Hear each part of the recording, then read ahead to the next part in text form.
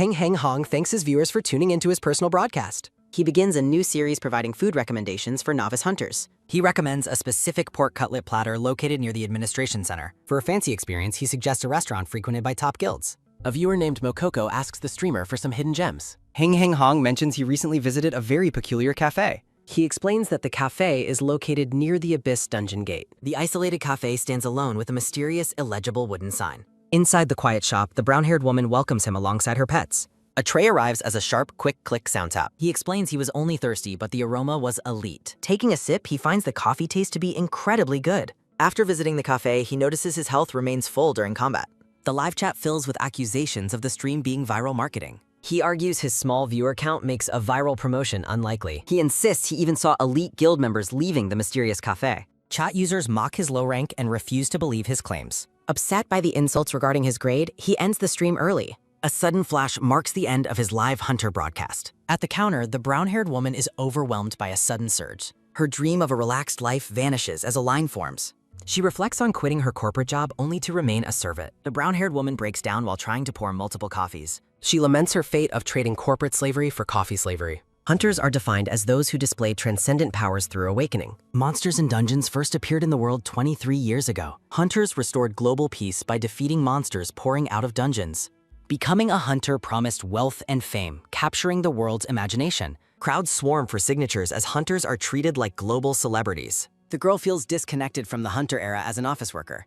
Trapped in a crowded street, she desperately begs to go home. She dejectedly walks home while complaining about her peanuts for pay. Her frustration grows as she questions the lack of overtime day. She compares her monotonous life to a spinning hamster wheel while yawning. A man nearby panics as a sudden loud crack echoes up. Panic erupts in the street as a purple spatial rift tears open. A massive energy burst occurs as the rift opens under the ground. She screams as she is swallowed by the void beneath her feet. A wet splash sounds as the girl lies broken inside the dungeon.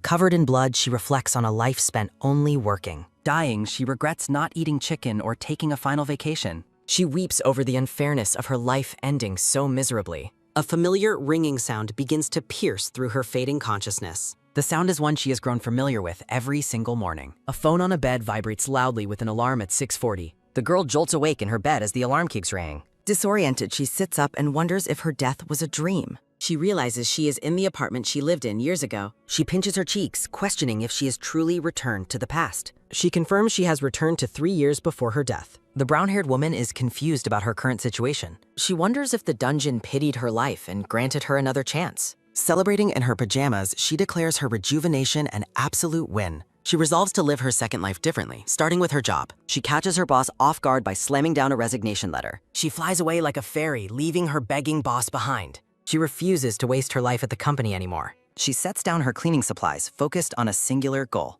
She envisions a peaceful life running a cafe in a quiet place. She chooses a secluded location right next to the massive Abyss dungeon. Panic erupts in the street as a man spots a spatial rift. The history of spatial rifts and dungeons in Seoul is revealed. In the present day, the colossal Abyss dungeon looms over the Fae. She walks through a neighborhood abandoned by everyone after government compensation. She arrives at a small, rundown building standing alone in the wasteland. Assessing the building, she plans to clean it and add a new sign. She receives a call and identifies herself to the person on the line. She is stunned as she recognizes the voice of the caller. She recalls her cousin, her only remaining family since her parents' death. Her cousin asks why she quit her job, questioning her motives. She is immediately annoyed by his predictable and pestering attitude. The silver-haired man on the phone denies being so predictable. The caller is identified as Kwon Ji-woon, Vice Guild Master of Bakun. He asks what she plans to do if she isn't becoming on Enter. Kwon Ji-woon sits in his guild office, skeptical of her plans. He's shocked when she reveals she's already picked a location. She provides her new address near the dangerous dungeon gate. He reacts with shock and disbelief at the location she chose. She explains she's returning to the cafe their grandmother once ran. She admits feeling bad about leaving the family property empty for years. She recalls their childhood visits to the shop with their grandmother. The silver-haired man listens silently as she shares her heartfelt memories. She accidentally calls him brother, signaling the depth of her commitment. He begins lecturing her on the dangers and her incompetence at coffee. She's taken aback by a sudden sound or feeling. She agrees to end the call, feeling a bit dazed. She is surprised that the conversation ended without a longer lecture. She walks toward the interior of the dusty old cafe. She decides to prioritize cleaning the mess first. Night falls on the isolated building standing near the dungeon. Dressed in an apron, she prepares to transform the space. She realizes cleaning is easy compared to the misery of office work. She notices an old television set sitting in the corner. She wonders if her grandmother actually used such an ancient model. She picks up the worn remote, curious about the device. She wonders if the old television is still functional. The TV screen suddenly glows with a message verifying her eligibility. A chime sounds as the screen confirms her status as eligible. A mysterious system voice from the TV welcomes the qualified heir. Bored by the long introduction, she decides to skip the video. The television demands her information, leaving the brown-haired woman unable to skip the process. Feeling bored, she decides to humor the strange device and follow its instructions. Her fingers move across the remote as she enters her name, Quanriol, and H. A new prompt asks what she values most, leaving the brown-haired woman momentarily puzzled. Without a second thought, she aggressively selects the fourth option to prioritize her rest. The screen announces the test is complete, leaving her confused about the sudden evaluation. She stares at the display, questioning what it means to check for a result.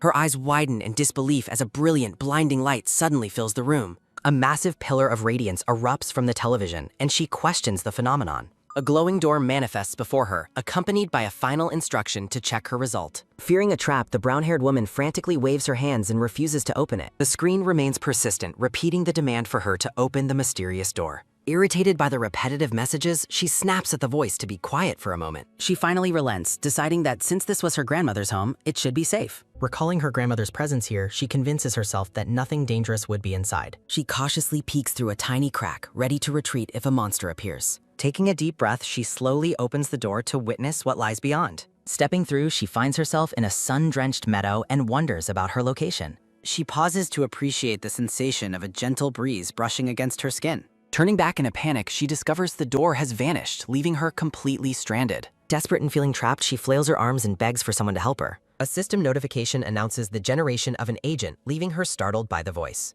A plump calico cat appears atop a stone pedestal, drawing her immediate attention. She stares in awe, slowly realizing that the mysterious agent is actually a cat. Curious, she asks the feline if it arrived through the same door she used. When the system asks her to name the agent, she reacts with frustration and disbelief. She looks at the chubby cat, suspecting it might be the reason for her predicament. A sudden digital flash startles her as a glowing blue window appears in the air. She realizes she must follow the system's instructions if she ever hopes to leave this place. She suggests the name Maui, but the cat's annoyed expression suggests it is unimpressed. She defends her choice as a classic name while the system prompts her once more. After trying names like Nabi and Mandu, the cat's growing anger makes her rethink. She sighs, admitting to herself that she has no talent for naming things at all. A memory resurfaces as she recalls that her grandmother was the one who named her. She remembers the meaning of her name, Quanriol, given to her as the fourth grandchild. Looking at the cat in her grandmother's shop, she feels a sense of quiet nostalgia. She looks the feline in the eye and decides to name the new agent Miam. The cat's eyes glow with a sharp green light as the name takes hold. Surprised by the sudden reaction, she wonders if the naming process was actually successful. A quiet gasp escapes her as she focuses on the feline's tiny, adorable paws. Overwhelmed by its cuteness, the brown-haired woman gushes over the cat's small frame. The cat immediately raises a paw to stop her, sternly commanding her not to touch it. Stunned into silence, she stands frozen after hearing the feline speak in a human voice. She shakes her head in disbelief, questioning if her ears are playing tricks on her. She screams in shock that the cat can talk, while it scoffs at being called ordinary. The cat introduces itself as a system agent that has been waiting for the rightful visitor. It complains about the long, boring wait before demanding that she follow its next instruction. The cat tells her to touch its paw, but she hesitates, feeling slightly intimidated. It tells her to view the contact as a privilege while she is distracted by its paws.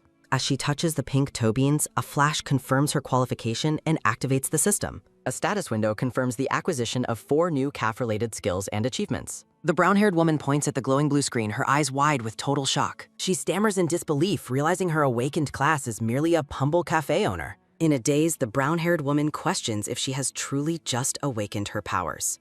Narrative text explains that while awakening brings supernatural power, it also offers immense financial potential. Her mind races with excitement, imagining she might actually become incredibly strong and powerful. She envisions a cool, muscular version of herself, though Miem remains completely skeptical. The calico cat tells her to stop daydreaming and finally check her current status already. A status window manifests, and the brown-haired woman eagerly prepares to discover her rank. Her face drops as she sees her stats are practically at a non-awakened level. She questions the point of awakening as a regular owner. Miem reminds her she picked it. Miem explains that her abilities were determined by the system's earlier personality test results. She recalls the test where she aggressively chose rest over wealth, honor, or power. The brown-haired woman wails in despair, cursing her own trash statistics and current predicament. Miem leaps away, telling her to calm down and follow it to the next destination. She chases after the calico cat, still complaining about being trapped in this strange place. The glowing white door suddenly reappears, and Miem boasts about its competence as a system agent. They step back into the dark room, and Miem urges her to examine her skills instead.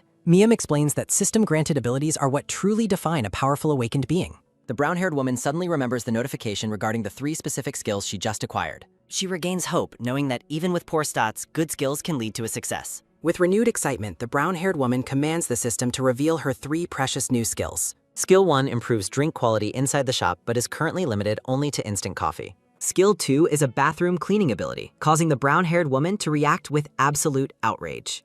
Skill 3 claims that smiling will improve her mood, leaving her skeptical about its actual utility. She screams at the screen, baffled by the uselessness of the skills she was granted. Curious, the brown-haired woman decides to test the smile skill to see if it works. She beams with a forced, radiant smile as a bright sunflower background blooms around her. The effect vanishes instantly, leaving her looking completely deadpan and unimpressed by the supposed mood boost. She throws a tantrum, shouting that she doesn't feel any happier after using the skill. Her scream of frustration echoes from the building as night falls on the silent street outside. Kwanri-il sighs, looking at her status window and feeling her life is once again difficult. The brown-haired woman sits dejectedly while Miam loudly munches on its meal nearby. A final quiet clack sounds as Miam finishes its bowl, satisfied with the good meal. Miam tells her not to be disappointed, offering to help her through this desperate situation. It asserts its identity as the 7th system agent while the woman gushes over its cuteness. She gently scratches the cat's chin, and Miam cannot help but purr at her touch. Miam snaps back to its professional self, demanding she re-examine her skill window immediately. She notices a hidden quest tab on the interface, much to the Calico Cat's triumph. Miam explains that completing system quests will provide her with incredibly valuable rewards.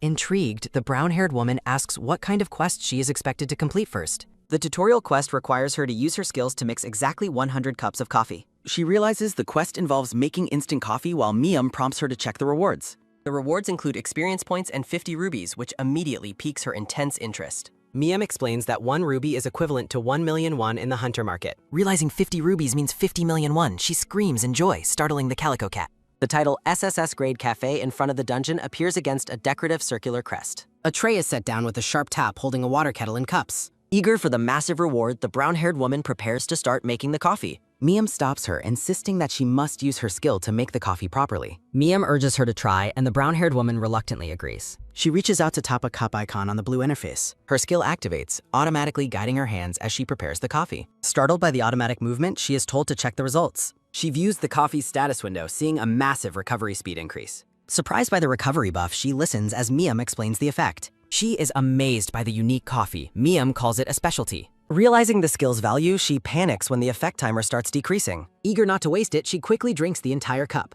Her eyes widen as she experiences an intense reaction to the taste. Narration describes the perfect blend of bitter and sweet flavors in her mouth. Feeling elevated, she questions if mixed coffee was always this delicious. A notification confirms her quest progress after finishing the first cup. She pauses, feeling as though something about this process is strangely familiar. She recalls a mobile management game, noting the similarities to her quest. She chuckles to herself while Miam watches her with a confused expression. A small purple-haired girl in a witch hat cries while holding a creature. Drowning in gold coins, she imagines becoming rich by completing the quest. Miam notes her sudden, overwhelming confidence in finishing the CAF's tutorial. Miam warns her that something strange is beginning to manifest behind her. She dismisses the cat's concerns, focused entirely on earning money quickly. Recalling her gaming experience, she ignores Miam's advice to take it slow. Her face suddenly pales as a sickly expression takes over her features. Collapsed in bed with a racing heart, she is checked on by Miam. A status window warns that she has consumed far too much caffeine. Miam tells her to be more careful after she ignores the limits. Horrified, she realizes the daily limit will delay her quest completion significantly. Miam lounged comfortably, reminding her that she wanted a life of rest. Resting in bed, she admits that she did wish for more leisure. She wails in frustration about the setback during the tutorial quest.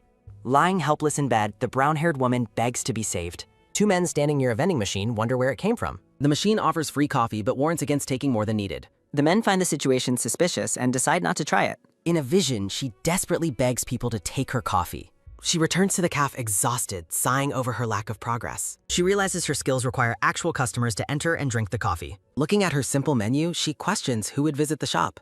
Distraught by the slow pace, the soul of a wailing gamer repairs. A sudden loud crash startles Kwanri-ul as Miam leaps away in shock. Looking outside, she sees an office worker collapsed among many loose papers. She rushes out of the cafe to see if the person is okay. The woman says she is just exhausted from an overwhelming workload. Kwanri-il's eyes sparkle as she realizes she has found a potential customer. She identifies the woman as a drained employee, the perfect test subject. The tired woman tries to leave, but Kwanri-il stalks her. She insists the woman rest in her calf, seeing a chance for success. A flashback shows a young girl with glasses admiring the secrets of dungeons. To pursue her passion, the young woman studied diligently for an exam. She successfully applied to the Dungeon Bureau despite everyone's warnings. A man with gray hair and glasses looks skeptical about her knowledge. The purple-haired woman, Gina Kim, confirms she memorized the entire regulations manual. Surrounded by flowers, Gina Kim explains she also memorized the ecology reports. The interviewer shouts his acceptance while another woman weeps with pure joy. Gina Kim is hauled away while excitedly asking to start dungeon-related tasks. An official ID card identifies the purple-haired woman as a bureau assistant. Her boss explains that her job involves managing all the local hunters. Gina Kim suffers through rude hunters, ignored phone calls, and endless errands. After only 1 week, Gina has already become a bitter hunter-hater. Walking through a wasteland, Gina laments being a servant instead of researching. She stumbles over a rock, calling her entire recruitment process a fraud. With a loud Gina falls, scattering her documents across the ground. Lying defeated among her papers, Gina Kim seriously contemplates quitting her job. Real checks on her, but Gina claims she just collapsed from exhaustion. Gina Kim tries to leave, but the brown-haired woman urgently stops her. Radiant flowers bloom as Real takes Gina's hands and offers her comfort. Inside the cafe, Real invites the exhausted woman to rest and relax. Looking around the shop, Gina Kim is identified as a drained employee. Real offers a cup of coffee, hoping her skill-buff drink actually helps. Gina Kim takes a cautious sip of the warm, paper-cupped instant coffee. The sweet taste and aroma instantly melt away all of Gina's worries. Gina apologizes for her emotional rambling while Real warmly offers a refill. A quick clack sounds as Gina finishes 2 cups of the coffee. A blue system window confirms that quest progress has increased to 28. Feeling revitalized, Gina Kim politely announces she will be heading back out. Gina Kim smiles gratefully as she prepares to leave the cozy cafe. Real watches her go, noticing that Gina Kim looks much more energized. Gina Kim still stumbles slightly as Miam leaps onto the counter to die. Miam asks about her expression. She admits having a lot on her mind. Real reflects on her own past experiences with heavy, exhausting steps. Real values the quest but truly wants to help her new customer. Miam is annoyed when Real says only humans can truly understand. Eyes snap wide open with a sudden, intense burst of pure energy. Gina Kim wakes up without alarms, amazed that her chronic headache vanished. Sparkling with joy, Gina Kim celebrates being completely free of chronic fatigue. She recalls the miserable, hellish grind she endured just the day before. Gina remembers Real's kind face offering her a much-needed short break. An intense realization strikes Gina as she recalls the cafe owner's encouragement. With a loud bang, Gina Kim bursts into the cafe, startling the cap. Real warmly welcomes her back and asks if she got home safely. Gina Kim approaches the counter to discuss the coffee from the previous day. Real offers a refill and Gina Kim enthusiastically accepts the drink. A deep breath precedes Gina Kim finally tasting the special coffee again. Relieved, Gina realizes that the coffee truly was the solution she needed. Gina Kim asks if Real uses a secret recipe for the coffee. Surrounded by a dazzling aura, Real reveals it is just regular coffee. Overcome with gratitude, Gina Kim lunges across the counter to hug her. Narrative text describes Gina's future memory of meeting an office worker's angel. Years later, Gina Kim has successfully become the director of the bureau. A creak sounds from the door as Gina visits the cafe once again. Gina Kim confirms she enjoyed her drink while the system tracks their progress. Real imagines her massive payout while Mia mocks her obvious greed. A revitalized Gina Kim glows with happiness after finishing her coffee. Gina Kim prepares to leave as Real asks about her steckle. Gina Kim explains the upcoming Abyss tutorial dungeon opening while Rio listens. The 2 women discuss the tutorial dungeon's purpose as hunter trading. Gina Kim mentions an American veteran hunter's arrival, sparking a familiar memory. Real realizes with horror that she recognizes this specific sequence of events. Visions of screaming people and monster attacks fill Real's panicked mind. Grotesque, grinning monsters loom in Real's dark recollection of the future. A news report describes a fatal monster outbreak involving a foreign hunter. Real is paralyzed with shock after recalling the forgotten tragic news. Real urgently asks Gina Kim to specify the location of the previous attack. Panic sets in as Real realizes her cafe is the target. Terrified, Real desperately hopes there is still time to prevent disaster. Gina Kim notices Real's pale face as she asks for the timeline. Hearing the 3-day deadline, Real curses the lack of preparation time. Back at home, Real reflects on the gravity of the situation. Recalling her past death, she fears monsters will invade her front yard. Real frantically prepares to flee with Cereal while Miam questions her. She warns the cat that a monster invasion is imminent in days. Miam is skeptical, asking how she could possibly know the future. Real considers revealing the truth about her aggression to the talking cat. Real tells Miam to listen carefully to a very serious secret. Real explains that she died and regressed 3 years into the past. The brown-haired woman looks intently at the cat during her confession. Miam dismisses the confession, claiming regression is a common occurrence in life. Miam focuses on the upcoming incident while a frustrated Real panics. Miam explains that the Abyss system's monster behavior is normally predictable. The cat's crucial explanation is censored by the system, confusing Real. Real realizes something is deliberately interfering with her hearing the truth. Red system error windows flash as Miam stops their explanation abruptly. Miam theorizes the monsters are fleeing from something terrifying they cannot identify. Real is horrified when Miam suggests a higher-ranked monster is coming. Real packs her bags in a frenzy despite the cat's skepticism. She pauses her packing, weighed down by the need to avoid danger. Real grips her suitcase, feeling guilty about running away alone. She worries for Gina Kim's safety if the ordinary people face monsters. Real knows she cannot openly warn people about the future events. Panicked, she searches for a way to help without revealing her identity. Passing civilians are startled by a suspicious man lurking in the shadows. Real reaches for a public payphone to make a secret call. Disguised in a hoodie and mask, Real holds Miam while con. A click sounds as the Dungeon Management Agency answers her call. Miam stops Real from revealing her real name over the phone. Using a fake name, Real prepares to report the danger. She reports strange noises and shaking ground near the third dungeon gate. Overjoyed, Real thanks the operator for promising to strengthen the patrols. A sharp click sounds as Real hangs up the payphone receiver. Real walks away feeling like a hero undercover as an evacuee. Quan Real suggests finding a pet-friendly hotel for their stay. Miam prioritizes cereal, though Real doubts hotels will provide it. The brown-haired woman greets a new visitor with a puzzled welcome. A blonde man in a brown coat stands at the door. Real panics over the language barrier while offering her assistance. The brown-haired woman is confused by the man's wordless gesture. James praises the calf while Gina Kim urgently redirects him. Gina Kim explains she was guiding the hunter to the tutorial. Gina introduces James Jack Smith, whom Real recognizes as a hunter. Real realizes James is a hunter who died in the past. The brown-haired woman wonders why the doomed hunter visited her calf. Gina notes the danger report was received and patrols are starting. Real plans to save James by offering him coffee and rest. The brown-haired woman optimistically looks forward to enjoying her day. James Jack Smith questions the nature of the beverage served. James dismisses the drink as fake coffee, much to Real's annoyance. James remains skeptical while Real stares at him in frustration. Real fumes over the blonde man's prejudice against mixed coffee. Composing herself, the brown-haired woman offers James just one sip. A blue system window confirms that a skill has been activated. The system window announces that the target's favorability is increasing. James notes the pleasant aroma as Real observes her skill working. The blonde man agrees to take just one sip of coffee. James Jack Smith shudders visibly after taking a sip of coffee. James Jack Smith is stunned by the outstanding quality of the drink. James declares the coffee phenomenal and unlike anything he has tasted. Overwhelmed, James invites the extraordinary barista to visit America. James excitedly promises a trip to the Grand Canyon, which Real declines. James Jack Smith offers to visit dungeons instead of the canyon. Real considers the dangerous effectiveness of her smile skill. The blonde man's expression suddenly shifts to a sharp, serious look. James instructs Gina Kim to get behind him for protection. Gina Kim is startled by a sudden, loud boom. A blue system window announces that a monster has appeared. James notes a monster rift as Real shocks at the timing. James Jack Smith turns his back as he prepares for combat. James vows to defeat the monster as a sharp screech sounds. Gina Kim confirms the monster's death following the short tape. Gina praises the hunter while James claims the kill was easy. Miam peers over a chair, asking what happened in the calf. The tricolor cat joyfully celebrates surviving the sudden monster attack. Real reflects on how her life has diverged from the past. The brown-haired woman feels relieved at having avoided a disaster. Gina Kim leaves to contact headquarters while Real says goodbye. James continues to praise the coffee's phenomenal taste while drinking. James Jack Smith asks where he can buy the special coffee. Real knows the coffee secret is just a basic skill. Real suggests James can find similar coffee sachets at supermarkets. A heavy thud sounds as Real notices something is wrong.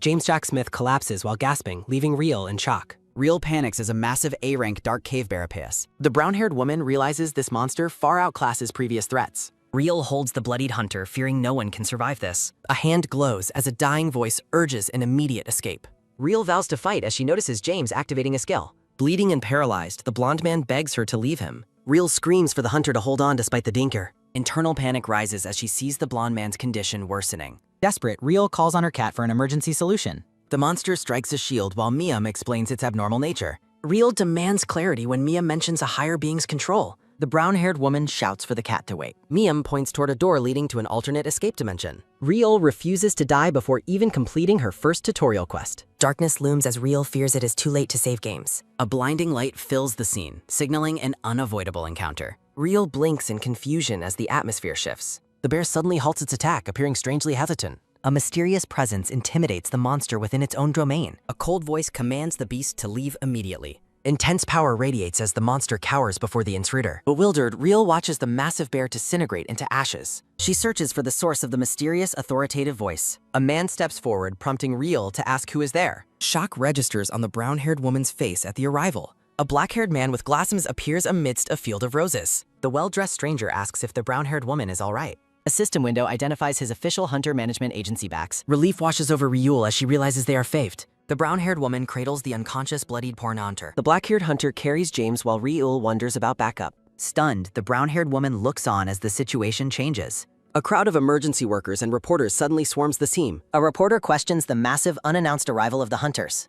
The black-haired man urgently calls for medical help for the casualty. James remains motionless, his face pale and stained with blood. Riel asks if the blonde hunter can still be saved. The brown-haired woman waits anxiously for a response. A silver-haired man in a white coat arrives with authoritative presence. Ryul is shocked to recognize the famous high-ranked healer Kwon Ji-woon. Juwon offers to treat her while she questions his sudden arrival. Ryul dismisses her own minor injuries, prioritizing the blonde hunter. The silver-haired man focuses his attention on the medical emergency. Ji-woon begins healing James while Ryul places her hopes in N. A tense silence follows as the healer assesses the damage. Ji-woon notes the severity of the wounds is worse than anticipated. Ryul explains the monster was an A-rank black bear. The silver-haired healer reflects on the rarity of such a creature. Ji-woon warns that the cursed claws will resist standard healing magic. The healer determines the curse must be purged for a full recovery. Ryul is shocked to learn that no hunter in Korea possesses the ability to lift an A-rank curse. Looking at the dying James on the stretcher, Ryul fears there is no way left to save him. Desperate to help, a firm squeeze sounds as the brown-haired woman clenches her blood-stained fists. Ji-woon asks Kwon Ryul what has gotten into her as she resolves not to just stand there doing nothing. Standing amidst the rubble, Ryul desperately asks if there is anything she can do to help the situation. Ryul recalls that James Jack Smith had already consumed 2 cups of her special instant coffee. A system window reveals that her instant coffee provides a massive 100% boost to recovery speed. A quick rustle sounds as Ryul prepares a third coffee sachet, hoping the recovery effect will strengthen. Despite her doubts, Ryul decides to hold on to the tiny sliver of hope that her skill might work. The system confirms the activation of her skill as high concentration causes the drink's quality to skyrocket. The silver-haired healer Ji-woon urgently tells the others to step aside for a second. Surprised by her sudden interference, Ji-woon asks Kwon Ryul what she's holding in her hand. Ryul begs to try just once as a system window shows her coffee has reached a perfect condition. Confusion strikes Ji-woon as Ryul prepares to pour the beverage into the unconscious hunter's mouth. A soft splash sounds as the special coffee is poured directly into the mouth of the blonde man. A gulping sound follows as James Jack Smith swallows the mysterious remedy. Ryul urges the healer to take this chance and try to heal James one more time. Ji-woon agrees and a soft thud sounds as he places his hands on the hunter to resume treatment. Intense healing energy emanates from Ji-woon's hands, bathing the injured man in a brilliant white light. Panic-stricken, Ryul screams for James to wake up while the healer focuses his powers. A pained, wet sound follows as the blonde man coughs up blood, appearing to be in great agony. Ryul screams in terror, fearing that the hunter's condition is worsening despite the treatment. A discarded, blood-stained paper cup lies abandoned on the dusty ground amidst the chaos. Fearing she made things worse, Ryul despairs over failing to change the future after seeing a tragic news report. Ji-woon shouts with renewed resolve as he pushes his healing abilities to their absolute limit. The black-haired man in sunglasses acknowledges the situation with a strained expression. A firm squeeze sounds as Ryul grips the hunter's leg, whispering James's name in desperation. She makes a tearful promise to visit every dungeon in America with him if he only wakes up. Tears stream down Ryul's face as she pleads for James not to die on her. Surprised observers note that the legendary healing light is inexplicably failing to work on the casualty. The black-haired man watches the scene intently through his dark sunglasses. Stunned by the overwhelming display of power, he notes that the intensity of the light is insane. Medical personnel and hunters stand back as the final, desperate attempt at healing illuminates the area. Voices call out to James in the darkness, checking to see if he can hear them. A soft gasp sounds as James Jack Smith slowly opens his eyes and sees the reflection of the crying woman. Waking up weak and confused, James Jack Smith asks where he is. Overjoyed, Ryul asks if he just spoke, realizing that the hunter is finally conscious. A wave of relief washes over her as she realizes that the instant coffee actually worked. A firm squeeze sounds as Ryul grips the stretcher, overwhelmed by the miracle she witnessed. Weeping with gratitude, Ryul tells James that he is safe now and thanks goodness for his recovery. The black-haired man asks if the others saw the miracle that just took place. A satisfied smile crosses the man's face as he notes that the treatment actually worked. Bystanders celebrate and check their phones as the life and death crisis is finally resolved. Ji-woon announces that the emergency treatment is complete and orders James to be transported to the hospital. A steady rattle sounds as the wheels of the stretcher roll away, moving the hunter to safety. James calls out to Ryul as he is moved, prompting a surprised response from her. James Jack Smith admits he is unsure if she will believe what he is about to say. A splash sounds as coffee is poured into a cup, highlighting the extraordinary remedy. Ryul is left speechless and wide-eyed by the hunter's sudden and unexpected recovery. James thanks her, stating that he might not have survived if it hadn't been for her intervention. Two hands clasped together in a moment of intense emotional connection. An ambulance drives away while the silver-haired healer and Ryul watch. The silver-haired man looks on with a calm and stoic expression. Tears stream down the brown-haired woman's face as she finally lets go. Ji-woon reflects on the trauma of seeing someone nearly die right before them. Ryul covers her face, trembling with the weight of her immense relief. A sudden, sharp gasp sounds as the healer questions her presence here. In a comical moment, Ji-woon scolds Ryul for choosing such a dangerous career. The silver-haired man urgently asks what exactly she fed to the casualty. Ryul panics and claims the remedy was actually a potion James entrusted to her. Ji-woon looks suspicious as Ryul continues her desperate lie about the potion. A loud voice calls for Hunter Kwon Ji-woon, needing him for another emergency. Ryul urgently pushes the healer away, telling him to hurry and help. Ji-woon calls out to a man named Han I-sung to step toward. The healer asks the black-haired man to guard Ryul so she doesn't escape.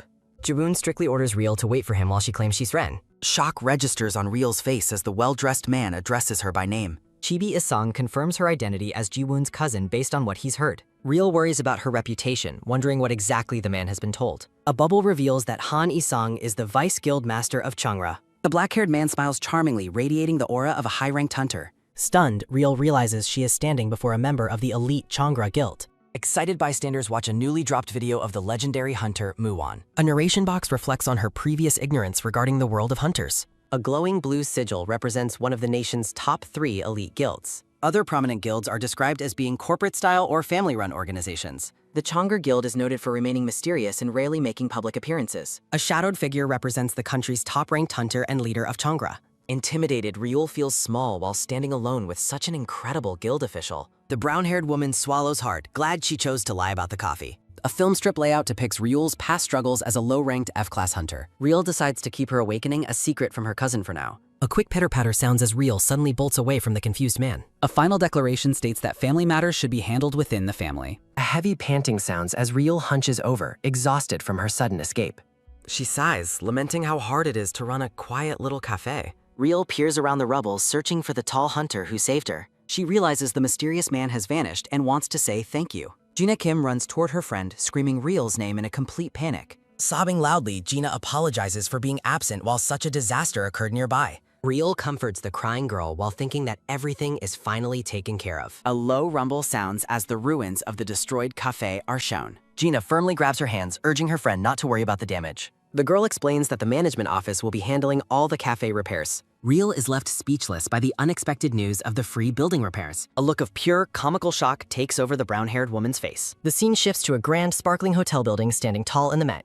Inside a luxurious room, Ryul marvels at the incredible and high-end facilities provided. She imagines Miam the cat feasting at the hotel's expansive breakfast buffet. Ryul wonders where her magical companion has disappeared to during the move. A weary fuse sounds as Ryul collapses onto a bed, finally resting. She notes that the weight of everything that happened is finally sinking in. She recalls the terrifying image of the massive cave bear looming over her. Looking at James's smiling face, she reminds herself that she saved him. Despite the danger, she celebrates actually saving James, unlike in the original timeline. The brown-haired woman vibrates with pure, unadulterated joy over her success. A system window grants an achievement for avoiding her first fatal death crisis. Ryul looks surprised as the glowing blue notification screen appears before her. Confusion strikes as she fixates on the word first regarding her death crisis. Panic sets in as she realizes these life-threatening events could happen again. She questions the reward item, a 5-star Yggdrasil branch used for interior decor. Chibi Ryul sulks, disappointed that her life was saved for a simple decoration. A frustrated scream echoes through the night as she questions who designed the system. A red-haired streamer named Hang Hong starts a live broadcast about James's return. James arrives at the airport with flowers and many boxes of instant coffee. The streamer and his audience laugh upon realizing James bought actual mixed coffee. Hang Hong laughs at a photo of James looking blissfully happy while drinking coffee. A chilling silence fills the stream as Hang Hong's expression suddenly turns dark. He types furiously, claiming Muon is the strongest hunter and above all others. Hang Hong demands a ban for anyone comparing a lower ranker to the domestic #1. He insists that while Muon is elite, Han I-seong is also a top-tier support. A hand slams on a desk as a commentator compares Moonwon to Choi Cedric. From behind, a man wonders why Choi Cedric fans always target the reclusive Muon. Choi Cedric is described as an insanely strong S-rank hunter ranked domestic #2. Hang Hong shouts that Muon is the legendary creator of the Dungeon Management Agency. He shows an old, ominous photo of the corrupt Awakener Center from years ago. The streamer discusses dark rumors about human experiments conducted at the old center. A firm squeeze sounds as Hang Hong explains Muon left the center in a rage. A cheerful ta-da sounds as he explains the center was replaced by the agency. He credits their current freedom from government slavery entirely to the legendary Muon. Chat bubbles scroll by as viewers wonder why Muon keeps his identity a secret. Feeling exhausted, the streamer says goodbye and prepares to turn off the broadcast. A digital chime sounds as a notice confirms Hang Hong's livestream has ended. A text from Gina appears, announcing that the cafe repairs are finally complete. A long, weary sigh sounds as the boots come to a halt. Real smiles sadly, mourning the end of her carefree life at the luxury hotel. She notes that since construction is over, she needs to start cleaning the cafe. Entering the building, she looks around with a confused expression on her face. She realizes that Gina already organized the interior and thinks her friend is the best. The brown-haired woman stands in the middle of the room, looking absolutely stunned. Spotting the calico cat, she urgently asks where it has been this whole time. Miam looks down guiltily, claiming that the system had called it away for a bit. Real holds the cat up suspiciously, questioning its weird behavior during the bear tap. She gives in with a tired sigh, hugging the cat and feeling glad it's safe. She notices that the storage door has returned to its normal, blue glowing state. She recalls the overwhelming pressure she felt when the door had turned blood red. A loud clack sounds as she grabs the handle, determined to secure the dangerous door. Miam watches as Real explains she must remove all potential dangers before doing something. Holding a coffee sachet, Real excitedly announces she is finishing her tutorial quest. A system window tracks her progress, showing she has mixed 99 out of 100 coffees. A system window shows 99 out of 100 coffees mixed. Real reflects on the massive struggles faced while mixing the coffees. The brown-haired woman cries with relief over her nearly completed quest. A sudden, loud zoom sounds as a blur passes the cafe. Real turns around in surprise, wondering if she saw something moving. She panics while asking Miam if the cat noticed the passerby. A quick clack sounds as she sets down her coffee cup. Brandishing a pan, Real screams for the world to let her finish. Chibi Real searches the rubble outside while holding her frying pan. She's confused to find absolutely nothing outside the cafe ruins. Real sighs, concluding that she must have imagined the sudden movement. Her eyes widen as she feels a soft, unexpected squish nearby. Someone groans in pain as she accidentally steps on a foot. A black-haired man in a hoodie and glasses crouches amain. Real screams in shock while the man requests her silence. She demands to know his identity as he gestures for silence. She scolds the stranger for sneaking into her shop and hiding. Real questions why the hooded man is squatting by her door. She stares at the mysterious man with a look of pure bewilderment. A sparkle sounds as he removes his cap and requests sanctuary. Real blushes, stunned by the handsome man surrounded by floating flowers. She allows him inside and invites him to sit anywhere comfortable. She decides his good looks justify ignoring her usual rational caution. The black-haired man glances around the interior of the rebuilt cafe. A glowing blue vine mark is visible on the man's dark sleeve. Real realizes the man is affiliated with the elite Changna Guild. She notes that his outfit and mark are definitely the guild emblem. The man acknowledges being recognized while Real trusts his guild identity. He confirms that he is indeed a hunter belonging to Chonat. He explains he is hiding here because many people seek him. Real narrows her eyes, remembering his claim about being faced. Seeing his silly grin, she thinks he looks weak and naive. She imagines the man failing to defeat even a weak monster. Real concludes he is a low ranker avoiding more powerful hunters. The man asks for the menu, catching Real completely off guard. She reminds herself to focus on mixing the final quest coffee. She laments being unable to properly savor her final quest goal. She misinterprets his expression as judgmental toward her small, simple cafe. Real serves him a cup of instant coffee on a tray. The man is shocked by the coffee's incredibly delicious and unique taste. She feels proud that her 4-star mixed coffee has good status. Real waits expectantly for the final quest completion alert to appear. She worries that the system might be lagging after her task. Startled by his voice, she claims that nothing is actually wrong. Real desperately decides to change the subject to avoid more suspicion. She asks Ki Yuyan if he has ever seen the Guildmaster. A silhouette depicts the mysterious, top-ranked hunter known as King Muon. She wonders why elite hunters choose to hide their true identities. He mentions a rumor that the master might hide due to being ugly. Rio laughs, glad she successfully changed the topic of their conversation. A hand sets down a cup as a quick clack sounds. Ki Yuhyun says thank you while Ryul asks why the sudden change occurred. The twins wonder where they hid and suspect it was over there. Ki Yuhyun says goodbye as a sudden whoosh sounds while he vanishes. Ki Yuhyun crouches among glowing blue flowers as a sparkle sounds. Real notes that he was incredibly fast to disappear so quickly. Real thinks that the man looks strangely familiar upon further reflection. A sudden notification startles Real, announcing her completion of the tutorial quest. She wonders why the quest window only opened up just now. Boots walk along a dusty path as a rhythmic thud sounds. Ki Yuhyun touches a glowing golden portal as a shimmer sounds. Ki Yuhyun looks back with a quiet humph as he leaves. A narrative box explains that a cult resurrected a demon god in the future. A heavy boom sounds as the top floor of the abyss is shown. Top-tier hunters assemble into a raid team to conquer the worst demon god. Someone shouts for everyone to be ready as the gate begins opening. A creak sounds as the massive stone gate slowly swings open. A red warning window states that the key has not been prepared. A red system window declares she is unqualified to open the gate. A sickening crunch sounds as Ki Yuhyun groans in immense pain. Ki Yuhyun wakes up in his room after his eyes opened again. A narrative box repeats that he has finally opened his eyes. Ki Yuhyun realizes he returned to the past and got a second chance. He thinks for himself as a twin finds him after searching everywhere. The twins explain they were ordered to bring their guildmaster back. He tells them not to call him Guildmaster in public. The twins apologize profusely to their leader while an eek sounds. The twins mention their new roles while Ki-Hyun plans to retrain her. Ki-Hyun decides that something else is much more important for him now. He notes that the tutorial dungeon break changed and James actually survived. He notices a crack in the future because of a new cafe. He explains that only awakened people can see the guild work. A system window notes only awakened individuals can see the mark. Ki-Hyun ponders the implications of what this discovery actually means. He looks at Ryul and concludes she must be an awakened too. He wonders why he cannot sense even a trace of ether from her. His boots come to a sudden halt as he thinks, no way. Ki-Hyun wonders if Ryul is hiding her power right in front of him. He suspects the cafe is just a cover for a powerful hunter. He considers taking her out to remove any variables in the changing future. The twins bicker behind him as he notes one failure is enough. He decides it is still too early to judge her as a threat. He admits the cafe is suspicious, but the coffee was quite good. Ki-Hyun decides to watch the situation for a little longer for now. He asks his escorts if there are any rumors going around about him. Ryul laughs at the ugly rumors, while Ki-Hyun regrets asking about them. Ryul sees her stat screen and complains about only gaining 1 intelligence point. Mium notes Ryul was most excited about receiving the 50 rubies anyway. Ryul celebrates the 5 million won value and asks how to cash out. Mium explains the registration and hunter market process, surprising the confused cafe owner. Ryul protests that she just wants to be a regular cafe owner. Ryul collapses in despair while Mium suggests checking the new rewards. A system window reveals a new recipe for a mythical Americano. Chibi Ryul wonders if the Yggdrasil fruit is a Fanti beam. The brown-haired woman scratches her head while trying to recall something. Ryul remembers receiving a mysterious interior item as a previous reward. Ryul holds a twig and asks Mium how to harvest fruit.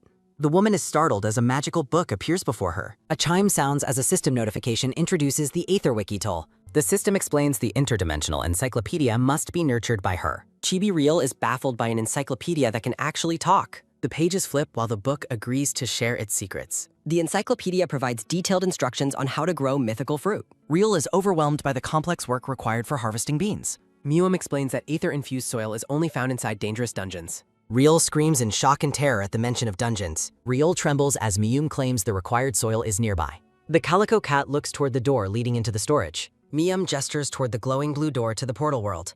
Chibi Ryul peeks around a wall, terrified of the storage room. Ryul tearfully laments the extreme effort needed for a simple coffee. A bright red window announces that she is officially quitting everything. A large red bubble declares her refusal to do any work. A chime sounds as Ryul's eye widens at a notification. A quest window appears, forcing her to make an Americano. Ryul picks up Mium while insisting harvesting beans is too hard. She decides her cafe is fine using regular simple coffee games. A boom sounds as Mium questions her commitment to quitting quests. A chime sounds as Ryul celebrates her 5 million won fortune. Ryul plans a long, lazy vacation while walking away with Mium. A chorus of chimes sounds as system alarms overwhelm the girl. Ryul panics while Mium explains the alarm cannot be disabled. Ryul is annoyed by the persistent system windows blocking her view. A tap sounds as Ryul gives in to check the quest. The quest reward lists experience points and 100 rubies. Ryul's finger pauses on the screen, shocked by the ruby reward. Ryul calculates the massive money value and screams in shock. Ryul looks skeptical, realizing the system is manipulating her with greed. Ryul decides 10 million won is worth planting a simple twig. Ryul cautiously enters the glowing blue door with her gardening bag. Her boots step onto the lush green grass of the meadow. Ryul notes that the portal world looks exactly as it did. Ryul laughs with excitement while asking the cat about the soil. She motivates herself to finish the task and get the money. A splash sounds as water pours onto the dry, planted branch. Ryul smiles with satisfaction as she finishes her gardening task. Chibi Ryul rejoices over the life returning to the small plant. She excitedly imagines the fortune she will gain from the rubies. Ryul decides the system is actually great after all. Sunlight shines over the abyss as Ryul feels completely refreshed. Sitting on her bed in pajamas with a remote, Ryul asks if she should watch TV before sleeping while her cat, Mium, continues eating. A news reporter named Sarah introduces the Hunter TV live broadcast, promising the fastest updates on the latest Hunter news. On the screen, a man explains that events were delayed for a week due to a monster attack, though expectations remain high for rookie hunters. Ryul points at the television in shock, realizing that the events mentioned are happening right in front of her own shop. Sarah winks at the camera while announcing that additional participants are still being accepted for anyone who awakened as a hunter this year. Letting out a sigh, Ryul flops onto her bed and claims she has no reason to enter a tutorial dungeon, while Mium asks if she is disappointed. Ryul laughs off the suggestion, reminding the calico cat that she isn't even a combat hunter and has no business being there. A view of the window reflects her insistence that she isn't disappointed in the slightest by the news. Lying back with a wide smile, the brown-haired woman thinks about how planting a twig to earn 10 million won is her absolute dream life. The scene shifts to the night sky as she expresses her excitement for the arrival of tomorrow. In the morning, the planted twig looks ghostly and withered as the ground trembles with a rhythmic thudding sound. Ryul is horrified to see the plant in even worse shape than before, crying out in alarm as its few leaves begin falling. Miam observes the dying branch, explaining that being left outside drained its energy, and regular water simply won't be enough to save it. Chibi Ryul wonders if she should try pouring premium bottled water on it, but the cat quickly snaps that it isn't the kind of water it needs.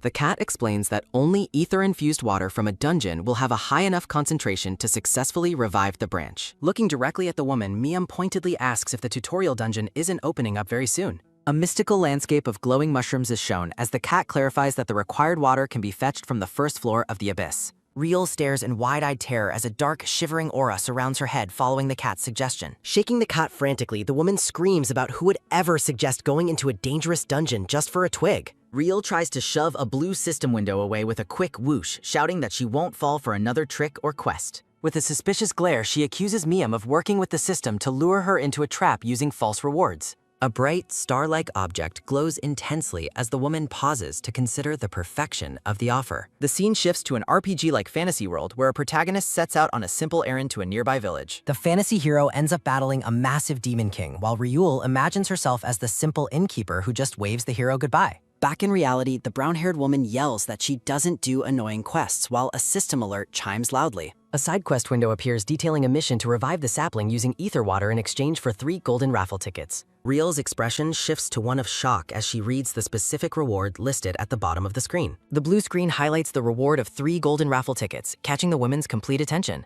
She imagines a gacha machine surrounded by coins, thinking that while tickets are the worst invention of civilization, she cannot ignore them. Grabbing her own arm as it shakes, Ryul desperately tells herself to calm down and not fall for the system's manipulation. An overhead view of a busy city street is shown as a rhythmic thudding sound echoes from the pavement below.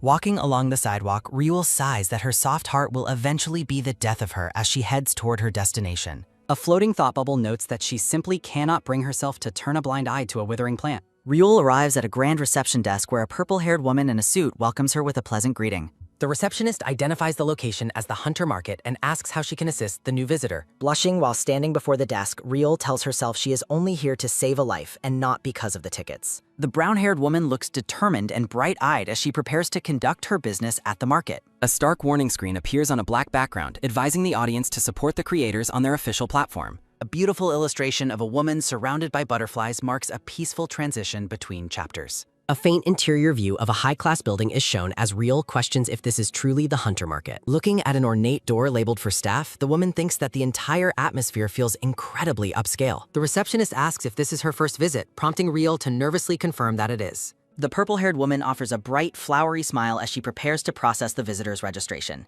The receptionist offers a pen while Ryul finishes her paperwork, leading to a polite exchange of thanks as the form is completed. Feeling relieved, Ryul notes the welcoming vibe and friendly staff, which helps ease the anxiety she felt from coming alone.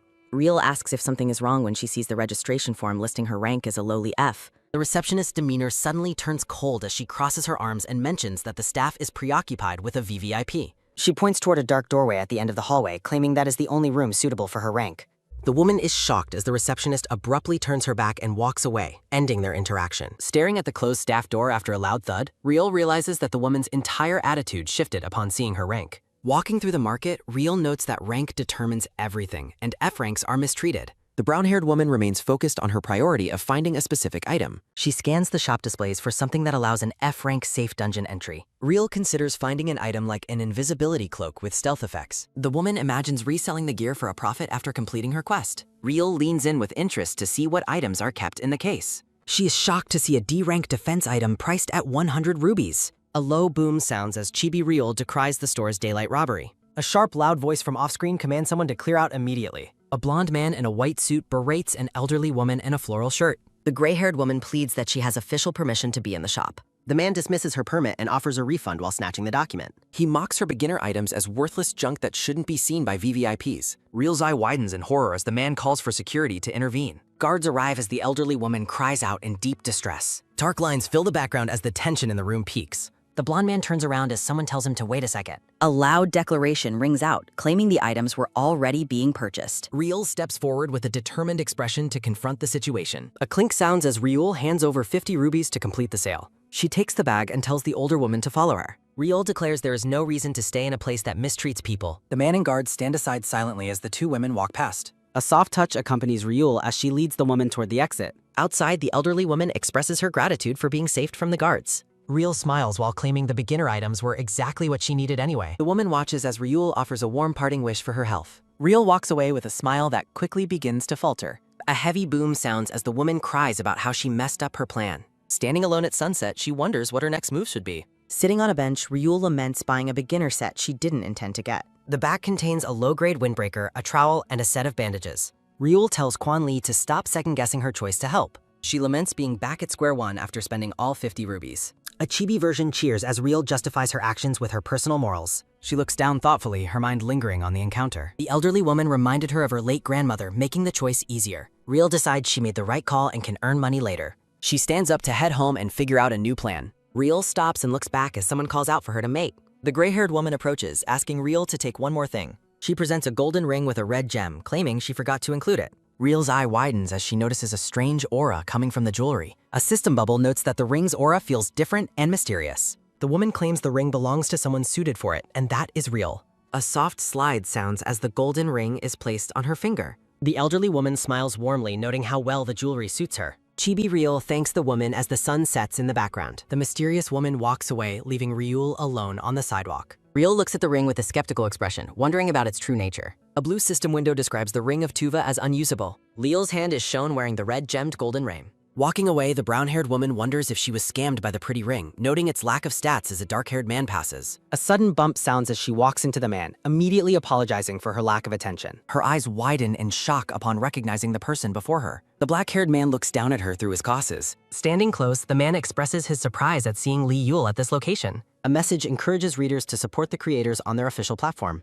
The man greets her warmly while Leal internally panics about how he knows her name. Yu Yin points out that Leal has acquired an impressive item while a glint shines from the gold ring on her finger. The woman skeptically wonders if he is referring to her bag of cheap gear. Yu Hyun explains he was also headed to the market, much to Leal's surprise. Leal warns him to steer clear because the staff is busy ignoring everyone for a VVIP. Yu Hyun offers to share some valuable information as a token of his appreciation. He explains that an A-rank artisan named Kim Duck has emerged from seclusion to sell his legendary creations. Guilds are currently locked in a fierce competition to purchase a rumored one-of-a-kind unique item. Yu Hyun asks if she found the information helpful, but Leal silently disagrees while sweating nervously. Leal thinks she has no reason to go and is likely too late. The woman is stunned when Yu Hyun casually mentions knowing that she is an awakened hunter. Panicking, Chibi Leal makes a break for it with a quick whoosh while shouting that she is suddenly very busy. Stopping her in her tracks, Yu Hyun asks if she plans to enter the upcoming tutorial dungeon. Leal looks back with suspicion, asking why he would want to know that. Surrounded by a floral aura, Yu Hyun asks if she would like to form a team with him. Stunned silence follows as the woman stares blankly at his unexpected offer. Leal questions why a high-ranking guild member needs her when his own partner bailed on him. Looking like a sad puppy, Yu Hyun explains that the cancellation fee is too high, leading Leal to wonder if he is actually broke. The woman points out that her non-combat status makes her useless for help. Despite her suspicions, she considers that teaming up is her only option without a stealth cloak. Leal agrees to the partnership, making Yu Hyun brighten up instantly with gratitude. Yu Hyun mentions that he would love to have another cup of her delicious coffee. A loud boom sounds as Yu Hyun reels from the news that she is out of instant coffee. Seeing him depressed, Chibi Leal promises to make him a new type of coffee very soon. The brown-haired woman excitedly decides it is finally time to brew a fresh Americano. A bright morning dawns as Leal asks if Mium is a rake. Mium notices a strange smell in the kitchen, which Leal clarifies is actually the scent of sesame oil. Leal presents a tray of fresh kimbap, asking the cat if he finds the nutty aroma unappealing. She explains that she is packing a lunch since the tutorial dungeon takes half a day to complete. The woman carefully slides the container of food into her yellow backpack. Leal instructs Mium to watch over the house while the cat wishes her a safe return. Leal wonders why the lunch makes her feel like she's going on a picnic. Arriving at the site, she delivers a sharp slap to her cheeks to stay focused on the serious task. The brown-haired woman looks ahead with a determined and focused expression. Staring at the massive, spiked abyss structure, Leal notes its mysterious nature as she prepares to enter. She is overwhelmed by the massive crowd while a man with a megaphone calls for attention.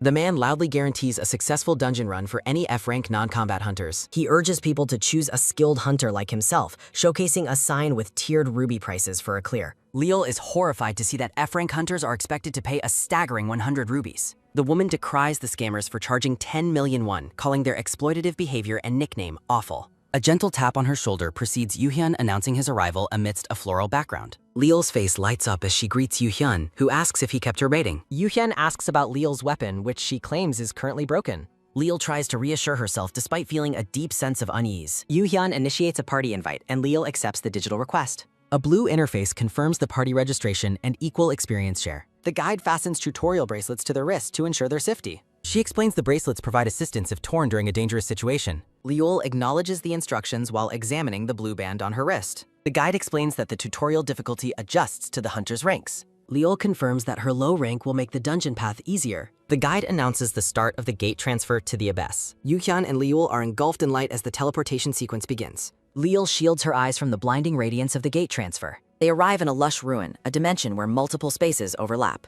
Yuhyun admits he learned about this place from an experienced acquaintance. The ruins appear vast, and the pair notes their isolation from others. Yuhyun suggests they begin moving, and Liul follows him into the field. The sound of footsteps echoes as they trek through the tall grass. A system window welcomes the beginners to the great dungeon, the abyss. Yuhyun checks if Liul is keeping up as they navigate the field. A mysterious message notes that a presence named Cthulhu rejoices at her arrival. Liul marvels at the surreal beauty of the environment inside the dungeon. She brushes her hand against the grass, noting how incredibly realistic everything feels. Yuhyun admits he is simply following his instincts to find the way. Liul realizes they must forge ahead despite lacking a map or directions. A round, green F-rank slime appears before them in the grassy field. Liul finds the monster surprisingly cute compared to her previous terrifying encounters. The slime suddenly distorts into a giant menacing form with glowing eyes. Panicking, Liul covers her face and cries out for help as light flashes. Yuhyun stands calmly over her, having frozen the monster into falling shards. Liul gazes at the remains, wondering if Yuhyun defeated the monster alone. Yuhyun warns her about the slime's effects while Liul panics over the goo. She notes that Yuhyun didn't use any chance or visible hand movements. Liul is impressed by how calmly and efficiently he dispatched the slimes. She stares at Yuhyun, beginning to suspect he is actually incredibly powerful. Liul wonders if he is one of the legendary overpowered types she's heard of. A system window confirms that Yuhyun successfully defeated the beginner green slime. Experience points flood in as Liul continues to ponder her partner's true strength. Liul shouts in alarm as more slimes begin jumping toward their position. A boisterous shout about supreme swordsmanship rings out near a startled slime. The gray-haired man slashes a slime with a flaming, dramatic sword strike. Liul recognizes the man as the arrogant hunter and mocks his ridiculous skill. She laments her terrible luck in running into this specific hunter again. Yuhyun apologizes for the bad luck as the boisterous man shouts nearby. The arrogant man tells the weaklings to scram from his hunting ground immediately. Desperate to avoid the confrontation, Liul and Yuhyun decide to head elsewhere. Yuhyun's expression suddenly shifts as he senses something strange in the air. Yuhyun urgently warns Liul to watch her step as the ground tremors. A sudden boom sounds as Liul stumbles while the earth begins to shake. Liul panics as the sky darkens and the environment feels like an earthquake. A red warning window announces that a special hard mode has been triggered. A heavy thud sounds as Riel reacts to a sudden presence in the wilderness. A sharp gasp sounds as Riel spots a massive iridescent slime while a system window announces that the dungeon difficulty has spiked with the appearance of a high-level monster. A soft chime sounds as a glowing, gem-encrusted sword is drawn, and a man confidently declares that his own strength caused the dungeon's difficulty to increase. The gray-haired man laughs off the danger while Riel and the other hunters watch the towering slime loom over them. A low sizzle sounding as the gray-haired man conjures a fireball, assuring everyone that even a giant slime is no match for him. A sharp whistle sounds as the gray-haired hunter leaps high into the air, preparing to unleash his ultimate skill. A loud shout sounds as the man activates his powerful Supreme Iron Fang ability. A frantic dash sounds as the gray-haired hunter dives toward the monster with his fist ablaze. Riel watches in complete awe, marveling at the sheer destructive power of a professional C-rank hunter. A heavy thud sounds as the fiery punch connects with the surface of the giant slime. A pained sounds as the hunter is sent flying backward in total defeat, leaving a confused Riel to wonder what went wrong. A soft strain sounds as the red-haired woman checks on the wounded hunter, who insists he is still fine despite the heavy blow. A frantic dash sounds as the humiliated hunter flees the scene, leaving Riel stunned by his cowardice. A dark rumble sounding as an eerie, low growl emanates from the shadows nearby. A soft gasp sounds as Riel's face pales in response to the growing threat before her. A heavy thud sounds as the giant slime roars, causing the ground to shake beneath Riel. A low growl sounding as the massive slime reveals a row of jagged teeth and glowing red eyes. Narration details Riel's realization that the creature is now genuinely enraged. A soft voice speaks as Yuhyun appears behind Riel, advising her to find a safe place while he handles the situation. Riel questions Yuhyun's safety as she retreats behind a tree while he stands his ground against the roaring monster. A dark rumble sounding as the giant slime towers over the calm and focused Yuhyun. A soft hum sounds as Yuhyun raises a glowing hand, ready to cast a spell. A sharp crack sounds as a web of golden energy expands rapidly through Yer. A pained groan sounding as the giant monster reacts with confusion to being suddenly trapped. A soft shimmer sounding as Real watches Yuyan completely immobilize the massive beast with a single golden net. Yuyan looks completely composed and effortless as he finishes casting the high-level binding spell. Real stares in total silence, shocked by the overwhelming power Yuyan just displayed. A sharp crack sounds as the ground beneath Real begins to crumble and give way. A loud scream sounds as Real falls backward into a deep, crumbling ravine. A frantic shout sounds as Yuhyun calls out Real's name, reaching toward the edge of the chasm. A pained groan sounding as Real wakes up in an unfamiliar forest, confused about her location. A soft rustle sounds as Real looks around and calls out for Yuyan in the dark. A soft bounce sounding as a small red slime approaches the lonely and worried Real. A sharp gasp sounds as Real hears a noise and turns around in a panic. A soft hop sounding as Real spots a tiny, adorable red slime watching her from the grass. Chibi Real reacts with shock as the small creature chirps at her. A recruitment notice for various translation and editing positions appears above a chapter release announcement. A blue system window identifies Real's low-grade trowel as she frantically tells the creature to stay back. Real threatens the slime with her weak tool, lamenting her bad luck at being confronted while alone. The little red slime tilts its head in confusion as Real looks on with bewilderment. Real wonders why the slime isn't attacking and seems to be leading her somewhere. Narration details Real's internal debate about whether it is truly safe to follow the friendly monster. A soft crunch sounds as Real decides to follow the creature, trusting her emergency bracelet if things go wrong. A soft gasp sounds as Real discovers a hidden location at the end of the trail. A soft rush sounding as Real finds a glowing river flowing under a blood-red moon. Real thanks the little slime, amazed that it managed to find the water she was desperately seeking. A blue system window identifies the collected ether water, while Real feels relieved that her quest is back on track. Real prepares to signal for rescue when the little red slime chirps to get her attention again. Real turns to find the slime hopping toward a strange plant, asking if it has something else to show her. Real notes the odd shape of the glowing pink flowers as the slime chirps happily beside them. Leo acquires the barista's eye skill while investigating the prat. The woman celebrates her good luck as the slime squeaks out a cueing sound. Her eyes glow with light as her new barista's eye skill activates. A system window identifies the plant as dungeon sugarcane used for ingredients. She decides to harvest some of the plant just in case. The woman prepares to store the harvested plant into her digital inventory. Yuhyun calls out to her, causing the woman to jump in surprise. He asks if she's all right after missing her at the drop rite. She claims to be fine while feeling flustered by his handsome face. Yuhyun suggests they leave before night falls under the red man. Leo pauses, suddenly wondering where the helpful red slime disappeared to. She worries it fled from Yuhyun and regrets not offering thanks. A blinding light teleports them out as Liul reaches level fast. Yuyan expresses his gratitude while the woman thanks him for help. She invites him to her cafe for coffee while dreaming of profit. Liul quickly corrects her slip of the tongue while he laughs. Surrounded by flowers, Yuhin smiles warmly at his partner's offer. The woman is stunned and speechless by the man's radiant appearance. She wonders why his charm is so effective as they leave the ruins. A quick sound of footsteps echoes as someone walks through an office. Hanisung bursts in and asks if the guildmaster enjoyed his earning. Yuhyun reads as Aisong tells him to brush a leaf off his shoulder. Yuyan is shocked as his assistant calls him out for being a liar. Aisong explains he saw the guildmaster leaving through the office window. The assistant complains about his hard work managing the abyss. He asks why the guildmaster entered a tutorial dungeon without a conscience. Aisong mentions the twins told him Yuhyun went to that cafe again. Yuhyun recalls going to warn the artisan about people after the ring. He refuses Iseong's suggestion to assign a watcher for the calf. Yuhin remains silent while sitting in his office chair. The guildmaster simply states his understanding of the assistant's point. Yuhyun focuses on the legendary artifact known as the Ring of Cthulhu. The artifact is capable of summoning the dangerous outer god Cthulhu. Master artisan Kim Deogi crafted the unique masterpiece in his private forge. Before his regression, the artisan was deceived into handing over the ring. Yuhyun notes the ring was already in Liul's possession at the market. He wonders why the artisan gave it to an oblivious person. He decided he needed to learn more about the ring's new honor. Liul is stunned by the beautiful landscape found within the abyss. Yuyan activates a powerful skill to analyze his partner's true nature. He sees her status window, but the bottom text is garbled. He notes that a garbled system window has never happened before. Yuhyun questions if the ring and skill errors are all coincidences. He concludes the woman is hiding something from him. A sound of walking follows as he decides he must continue watching her. A sharp creak sounds as the guildmaster moves in his office chair. Yuhyun thinks their upcoming meeting is something to look forward to. Chibi Liul panics about forgetting her kimbap as the cat walks us. Isong is baffled by Yuyan's sudden lack of wariness toward the calf. He questions why Yuhyun won't let anyone near the building. Iseong reflects on his belief that the guildmaster never acts without a logical reason. The black-haired man recalls having the same impression since they first met. A flashback shows a young Yuhyun appearing deeply isolated and lonely within a dark expanse. Isong remembers encountering the young S-rank hunter who seemed dangerously close to death. He explains that the guild was founded because the boy needed a place of trust. Over time, the young man slowly regained his ability to smile around other people. The vice guildmaster arrives at a modern building as people note his presence. Isong realizes that Yoo-hyun's lonely eyes haven't changed at all since their first meeting. They stand together observing a small cafe run by the relative of another hunter. Isong is surprised to see Yoo-hyun's eyes sparkle with genuine interest for the first time. Chibi versions show Yoo-hyun's sudden disappearances starting to baffle and concern the guild staff. Isong watches the brown-haired woman sweeping outside her cafe from a distance. The man notes that the cafe owner appears to be in her 20s too. Isong envisions a romantic pairing between Yoo-hyun and the woman amidst a floral background.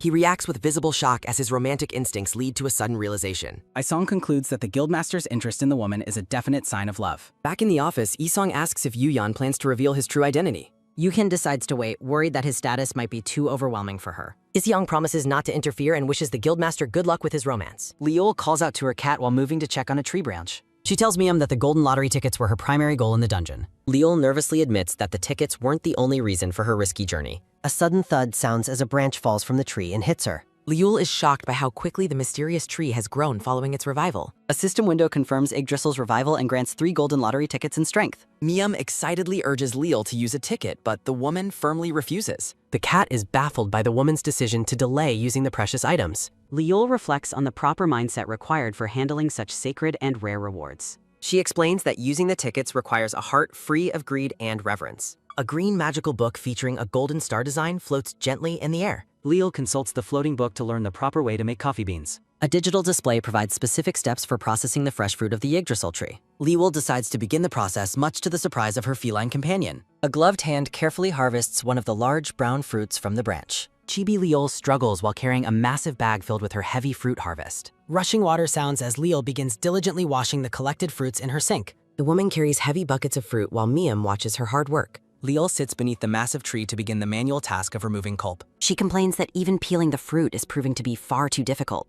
Leol realizes the strength bonus from the system was necessary for this intense manual labor. A quick sound of movement as the cat observes the struggling, exhausted woman. Leol laments that her dream of a simple life with minimal work is vanishing. Frustrated, she throws her gloves down and rejects the idea of running a farm. Leol angrily demands that the system provide a machine to handle the manual labor. A soft rustling sound follows as the woman sighs and accepts her current situation. She decides to retrieve some water from her digital inventory to take a break. Leol is surprised to notice a mysterious red orb sitting among her stored items. She wonders when the strange red object was added to her digital inventory storage. Miam looks on with surprise as the red object rolls out onto the grass. A squishing sound rings out as the red slime monster suddenly reappears before them. Leol and her cat are shocked as the red slime wobbles. The woman looks confused while holding her wide-eyed calico cat close. The red slime bounces happily as Leol recognizes it from the dungeon. Leol wonders if it was accidentally harvested, while Miam identifies the rare creature. The brown-haired woman asks if the slime is considered rare. A system window explains that harmless red slimes are non-toxic and often targeted. Leol feels guilty about abandoning it while the cat watches her curiously. A system window asks to appoint the slime as an agent, intriguing Leol. Leol asks the slime if it wants to stay, receiving a happy squeak. She agrees to raise it alongside Miam and confirms the system prompt. A blue notification asks the woman to provide a name for her pet. The calico cat and red slime wait expectantly for their owner's choice. Leol suggests the name Bia, but the slime appears distinctly unimpressed. The creature protests loudly before Leol suggests the name Bouncy instead. The slime rejects several more names, much to the woman's frustration. Miam suggests the name Lime, which makes the red slime bounce with joy. Standing by her harvest, Leol officially names the happy slime Line. The woman suddenly wonders what a slime actually eats for sustenance. Her gaze shifts toward the pile of harvested Yggdrasil fruit nearby. Lime eats a fruit and spits out a clean brown bean. A system window identifies the 5-star green coffee bean removed from the pulp. A look of pure shock as they realize the skin was peeled. Recalling her earlier complaints, Leol wonders if the system provided a solution. Leol points at the harvest and asks if Lime can eat the rest. The cat is stunned as a quick stretching sound signals Lime's transformation. A heavy chomp sounds as the slime begins devouring the fruit pile. Leol is amazed by how quickly the tiny slime consumes everything. The woman and her cat watch as beans rain down around them. Dozens of perfectly peeled beans fall from the sky like magical rain. Leol celebrates being saved from manual labor while Lime squeaks happily. Time passes as the beans dry over the next 3 days. Looking at her desk, Leol wonders how to spend her free time. The woman decides to reject productivity and lays around in bed instead. Feeling bored, she picks up her phone to browse a hunter community. A digital screen displays various posts on a popular hunter news seg. Leol finds interesting topics about missing hunters in a special hard mode dungeon. A system alert informs Leol that the bean drying process is finished. Seeing the bucket of beans, she notes the difficulty of making coffee. At the cafe, Miam tells Lime to nag the human for fit. Leol prepares to roast the green beans in a large frying pan. Her eyes sparkle with anticipation as she wonders how the brew will taste.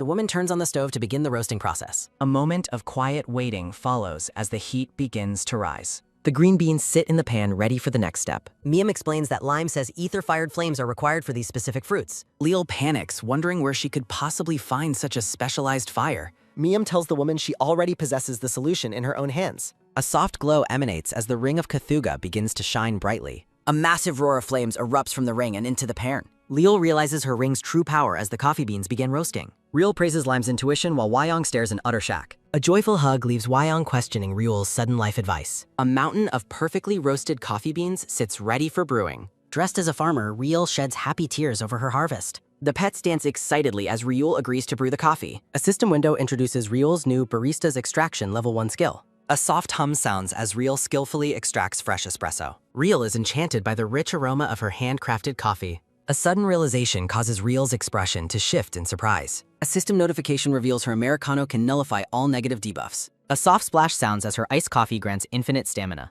Ryul's eyes widen as she realizes how overpowered her brews are. Wyong and Lime eagerly chirp and hop, urging her to drink. A soft strain sounds as Ryul prepares to taste her creation. A steady heartbeat sounds as Ryul recalls her long journey here. A soft gulp sounds as she enjoys the crisp, refreshing finish. Chibi Ryul hugs her pets, overcome with pride in her skills.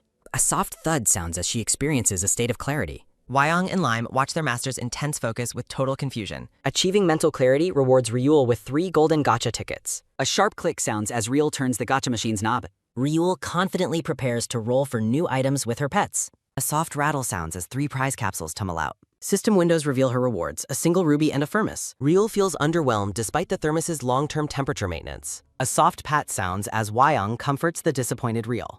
A soft chime sounds as Ryul's pets wonder what she's noticed. A soft rush sounding as Ryul tests the new thermos's capabilities.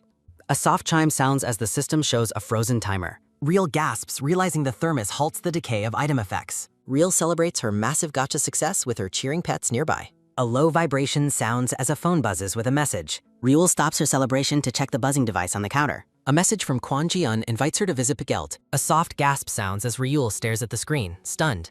Crows fly through the orange sunset as the atmosphere grows tense. A soft swish sounds as Ryul cleans, feeling a heavy burden. A heavy thud sounds as Ryul's anxiety mounts while she works. A vision of the smug, silver-haired guildmaster fills Ryul's mind. A dark rumble sounding as Ryul's frustration boils over while cleaning. Ryul questions why the guildmaster is suddenly showing interest now. A soft swallow sounds as she fears her awakening was discovered.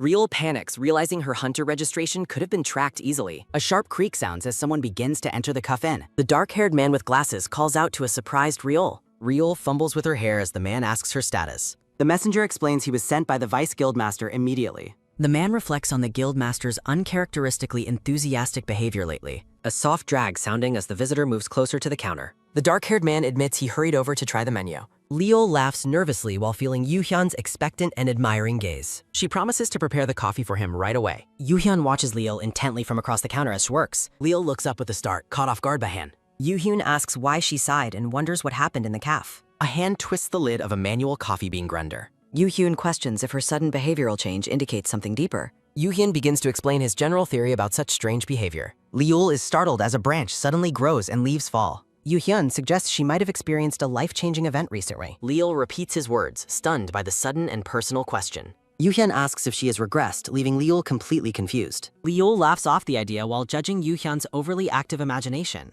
Grinding the beans, she notes the shortage and focuses on brewing. Leol tells Yoo-hyun she needs more time to prepare his drink. Yoo-hyun agrees to wait but remains focused on the woman's actions. Standing up, the black-haired man calls out to Leol by name. Yoo-hyun suddenly grabs Leol's hand and asks what she just did. The ring of Cthulhu glows as Leol explains she was roasting leans. Leol praises the ring for providing a perfect smoky coffee flavor. Yoo-hyun is bewildered by her casual use of the powerful item. Yoo-hyun is shocked she's using legendary mana like a common burner. Leol finishes the Americano and invites Yoo-hyun to taste it. A freshly brewed cup of coffee sits on the cafe counter. Yoo-hyun accepts the coffee as Leol hopes he enjoys her work. A sharp, high-pitched ding rings out, startling the coffee-making woman. As Yoo-hyun drinks, a golden satisfaction gauge appears and rises. Miam explains that the meter tracks the man's enjoyment of the coffee. The cat hushes Leol while mentioning future abilities from dungeon leveling. The golden gauge fills higher as Yoo-hyun continues drinking his coffee. Yoo-hyun expresses genuine delight, noting how delicious the brewers. He thinks the coffee is unique and makes his body feel lighter. Leol is relieved that the gauge proves his appreciation is genuine. Putting the cup down, Yoo-hyun asks for the price of the tank. Leal realizes she hasn't set a price for the new menu. Yoo-hyun gladly accepts Leal's suggestion of charging 1 ruby per peck. Leal finds the psychological trick of charging in rubies quite amusing. A system window announces that Leal has obtained the first P. The achievement notification glows brightly, confirming her new status in the system. Leal is confused by the reward and its mysterious, unknown purpose. Leal recalls Gina and James drank her coffee first, questioning the title. Soft purple flowers bloom as the scene transitions to a new discovery. Leal questions the actual meaning behind the mysterious first key item. A system reward announces that a new area has been unlocked. A bright light emanates from the cafe's staff-only door, surprising Leal. Shocked, the woman stares at the door's sudden and mysterious transformation. Online post question if any hunter cleared the tutorial boss yet. Users on the hunter board discuss missing announcements for top performers. Hunters discuss a giant, invincible slime appearing in a hard mode dungeon. A system message blocks a post for spreading supposedly false information. CL Corporation headquarters stands tall against a bright city skyline. A quick, steady thud sounds as a man walks through the lobby. Looking at the entrance, the gray-haired man thinks he never expected to return. A security guard in sunglasses asks what brings him here, to which the man replies he has an appointment. When asked for his name, the man prepares to answer. With a confident smirk, the gray-haired man declares himself the supreme being. The guard reacts with baffled irritation while a small, anxious version of the man squeaks in fear. Nervously bowing, the man reveals his real name is Kim Ji-hoon. The guard verifies his identity and tells him to go inside. A soft click rings out as Ji-hoon receives his visitor pass, feeling nervous about his return. A waiter asks a group of hunters about their meal while Ji-hoon observes the top-ranking Choi Cedric passing by. Ji-hoon notes that famous hunters are already everywhere just past the entrance. Staring ahead, he wonders if he could have been among the elite if he had performed better. Recalling his past, Ji-hoon remembers being scouted by CL after his awakening, dreaming of becoming the hunter world's supreme being. He laments being demoted to a subcontracted guild for the trivial reason of slacking off. Ji-hoon remembers struggling to make ends meet by running a service for beginners in the tutorial dungeon. A strange, jagged white landscape rises within the dark depths of the dungeon. A terrifying, distorted face appears on the mutated dungeon wall, surprising him. After escaping the mutation, Ji-hoon was kicked out of his guild for tarnishing their honor despite returning his earnings. A loud buzz sounds as he receives a phone call from the CL Guildmaster. Waiting in the elevator, Ji-hoon nervously wonders if the guild plans to sue him. A soft ding rings as the elevator reaches the 50th floor. A person with long black hair and purple eyes greets Ji-hoon, noting his arrival. As the guide leads the way, the gray-haired man wonders if his host is a woman or a man while being told they have been expecting him. A quick light rap sounds as the guide announces they are entering the Guildmaster's office. Ji-hoon enters the office and offers a hesitant greeting to the person waiting for him. A woman with long dark hair and red eyes welcomes him, identified by the system as CL Guildmaster Lee Se-en. Ji-hoon frantically asks to be called by his handle, Jajon, while Lee Se-en continues addressing him by his full name. Reviewing his records, Lee Se-en notes that he is currently unaffiliated and has no income, which Ji-hoon nervously confirms. A soft rustle sounds as she flips through his personal files, mentioning his mother lives alone and his sibling is a civil servant in a situation that is stable but not wealthy. Ji-hoon is stunned, wondering how she knows his family's circumstances after so many years of silence, and he asks why he was summoned. Lee Se-en explains that she wants to discuss the commotion that occurred in the recent tutorial dungeon. A playful squeak rings out as a chibi researcher wonders when the red slime first appeared.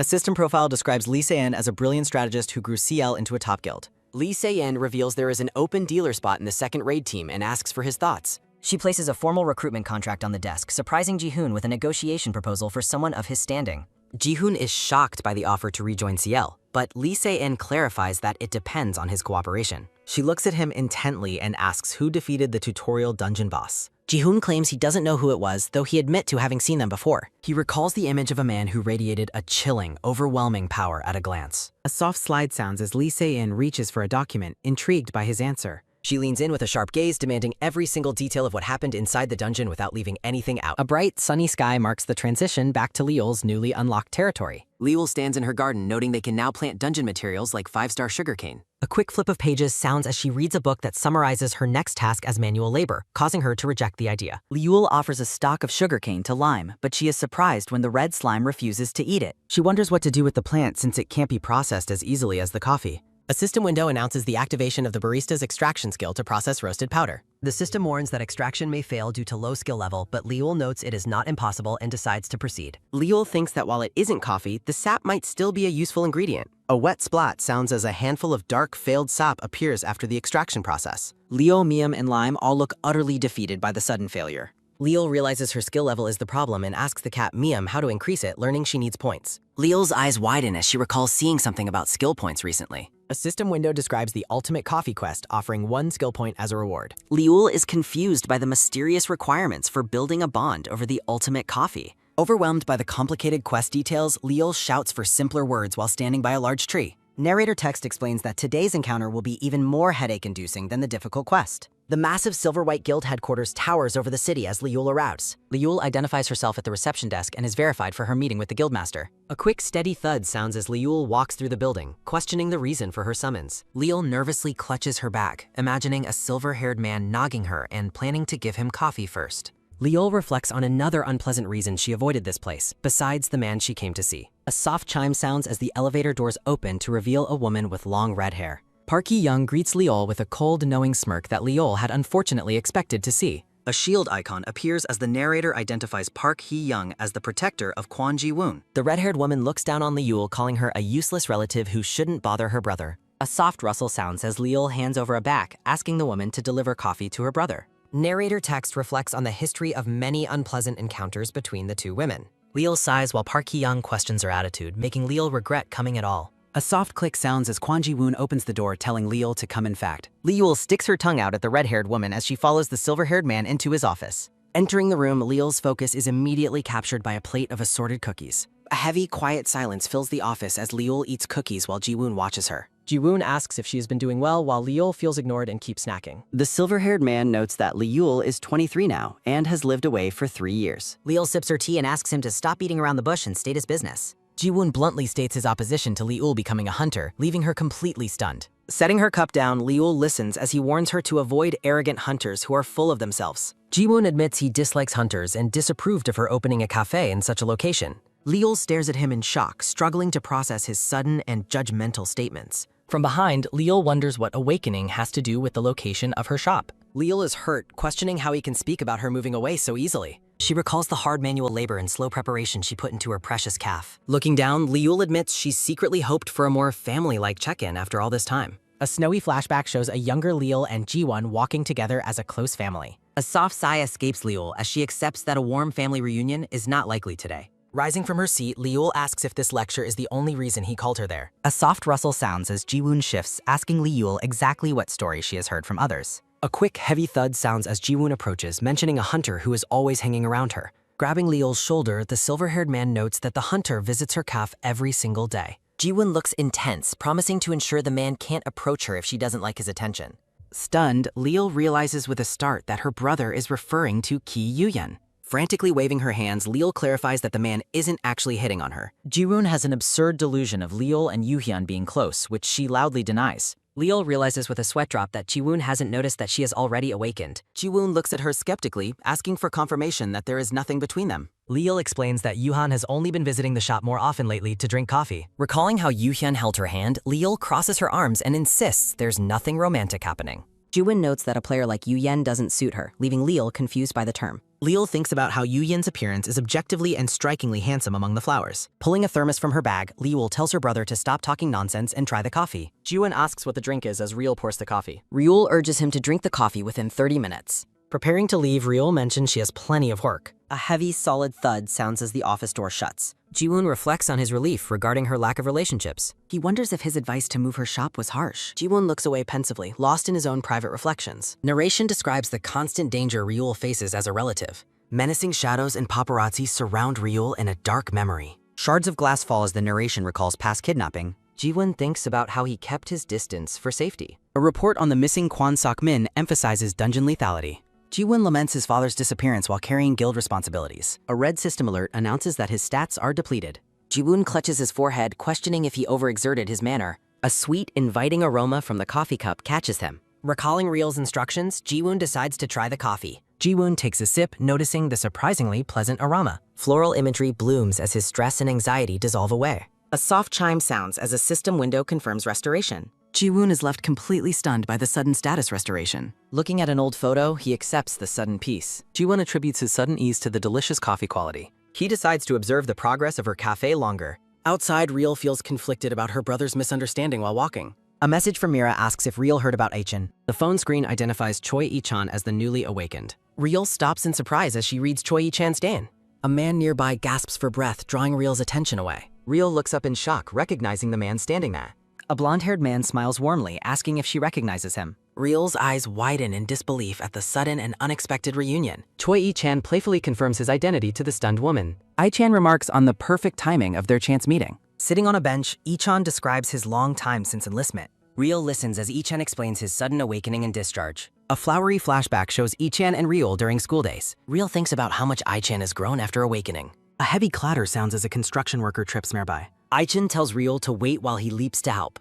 He effortlessly lifts the heavy cement bags for the worker. Real notes that while he's bigger, his kindness remains unchanged. Real looks at him with a wistful expression, staying silent. She's painfully reminded of the reality of her return. A memorial photo shows Yi-chan, proving he is alive now. A chibi graphic humorously illustrates Ji-won's massive misunderstanding of Real. White flowers drift across a dark background as Real reflects. Real checks an official list, confirming Yi-chan is a hunter. Friends congratulate I-chan on his awakening while he stays humble. Real tells I-chan that being a hunter really suits her. Real struggles with a heavy stack of books as others offer help. I-chan carries the load and predicts that Real will be a hunter. The friends laugh while promising to meet again in the future. Narrator text explains how their playful words eventually became a reality. A rift suddenly opens near an elementary school in Suwon City. I-chan happens to be nearby and rushes into the dangerous dungeon. The narrator describes the dungeon's unexpected and deadly transformation into high attribute. The narrator reveals that this was Yi-chan's first and final dungeon. Real reflects on the heavy burden of returning to the past.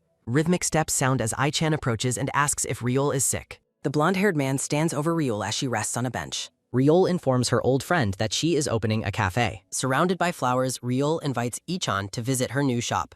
A thought bubble expresses Ryul's hope to save a lost life. A soft thud sounds as a hand holds a tub of ice cream. Miam questions why Ryul bought ice cream for a menuless friend. Ryul looks ahead with a bright and determined smile on her face. A soft click sounds as a wooden door swings open wide. Ryul warmly welcomes Yi-chan as he walks into the new cafe. Yi-chan enters and praises the pleasant atmosphere of the small shop. Rhythmic steps sound as I-chan asks if Ryul is raising a dap. I-chan admits he ran there, while Miam notes his incredible diligence. Real is shocked to learn Yi-chan ran 32 kilometers to visit. Ryul heads to the counter to prepare a refreshing coffee drink. A thought bubble explains the first step of the extraction skill. Visual instructions detail the recipe for a sweet vanilla ice cream coffee. Real serves the drink, worrying about her lack of recipe precision. A quick, soft gulp sounds as Yi-chan takes his first sip. A system window announces the subquest is complete with one reward. Real is amazed that the simple drink actually finished the quest. Yi-chan is completely overwhelmed by the delicious taste of the coffee. A loud, sharp crack sounds as a glass suddenly shatters completely. I-chan looks horrified as he stares at the broken glass shards. A soft sweeping sound follows as Yi-chan apologizes for his uncontrolled strength. I-chan doubts any guild would take him as a lowly E rank. I-chan expresses a sincere desire to help people with his power. A soft rustle sounds as Real prepares to share a secret. Real hesitates, unsure if I-chan will believe her incredible story. Real is horrified as she finds herself unable to speak aloud. Real struggles to warn Yi-chan that a dangerous rift is coming. A red system window flashes an error message right behind Real. Real and Miam are confused by the strange and sudden interference. Miam explains that the system prevents future information from being shared. A heavy heartbeat sounds as Real realizes the system is silencing her. I-chan checks on Real while she hides her sudden internal panic. I-chan smiles warmly, saying he is just happy they met again. A heavy heartbeat sounds as Real vows to stop his fate. Looking at a memorial photo, Real refuses to let history repeat. I-chan stands amidst a backdrop of beautiful blooming pink roses. I-chan admits that his excessive physical strength has become a problem. The brown-haired woman smiles warmly, thinking her friend never changes. The blonde-haired man asks if she will come if he calls later, to which Real offers ice cream as a bribe while telling him to think things through carefully. A sudden, sharp scream echoes from the white building under the night sky. Miam playfully wrestles with Lime as the cat asks if Real is tracking an awful smell again, though Real notes it is different this time. A chibi Yi-chan waves goodbye as Ryul reflects on how serving him coffee completed a quest. A blue system window displays Ryul's upgraded barista's extraction skill after she uses her reward point. Looking at a notification about her deep coffee bond, Ryul remains uncertain of its true meaning.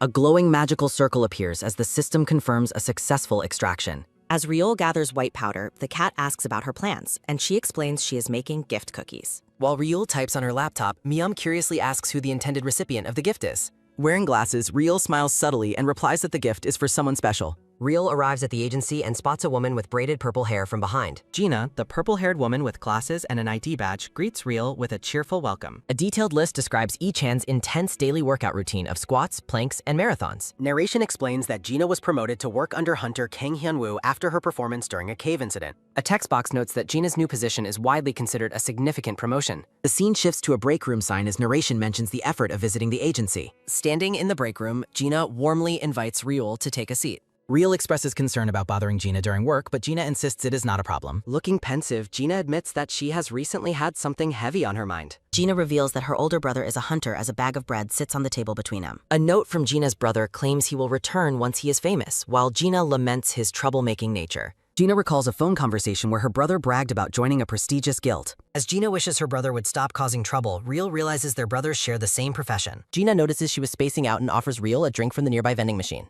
Surprising Gina, Real pulls out some coffee and snacks from her bag as a return favor. A system window identifies the coffee and cookies as an afternoon snack combo that reduces stress. Gina is overcome with joy by the gift, and Real hopes the stress relief effect helps her. Gina takes a bite of the butter cookie with a satisfied expression. Surrounded by floral energy, Gina remarks that the snack makes her feel significantly lighter. Real feels relieved before Gina asks what it was that Real specifically wanted to discuss. Real holds her cup firmly, mentally preparing herself to ask a serious question. Thought bubbles reveal Real's intent to gather information about the dungeon to prevent future danger. With a determined look, Real asks Gina if she has any knowledge regarding high-tier attribute dungeons. Gina reacts with intense excitement and shock at Real's sudden interest in dangerous dungeons.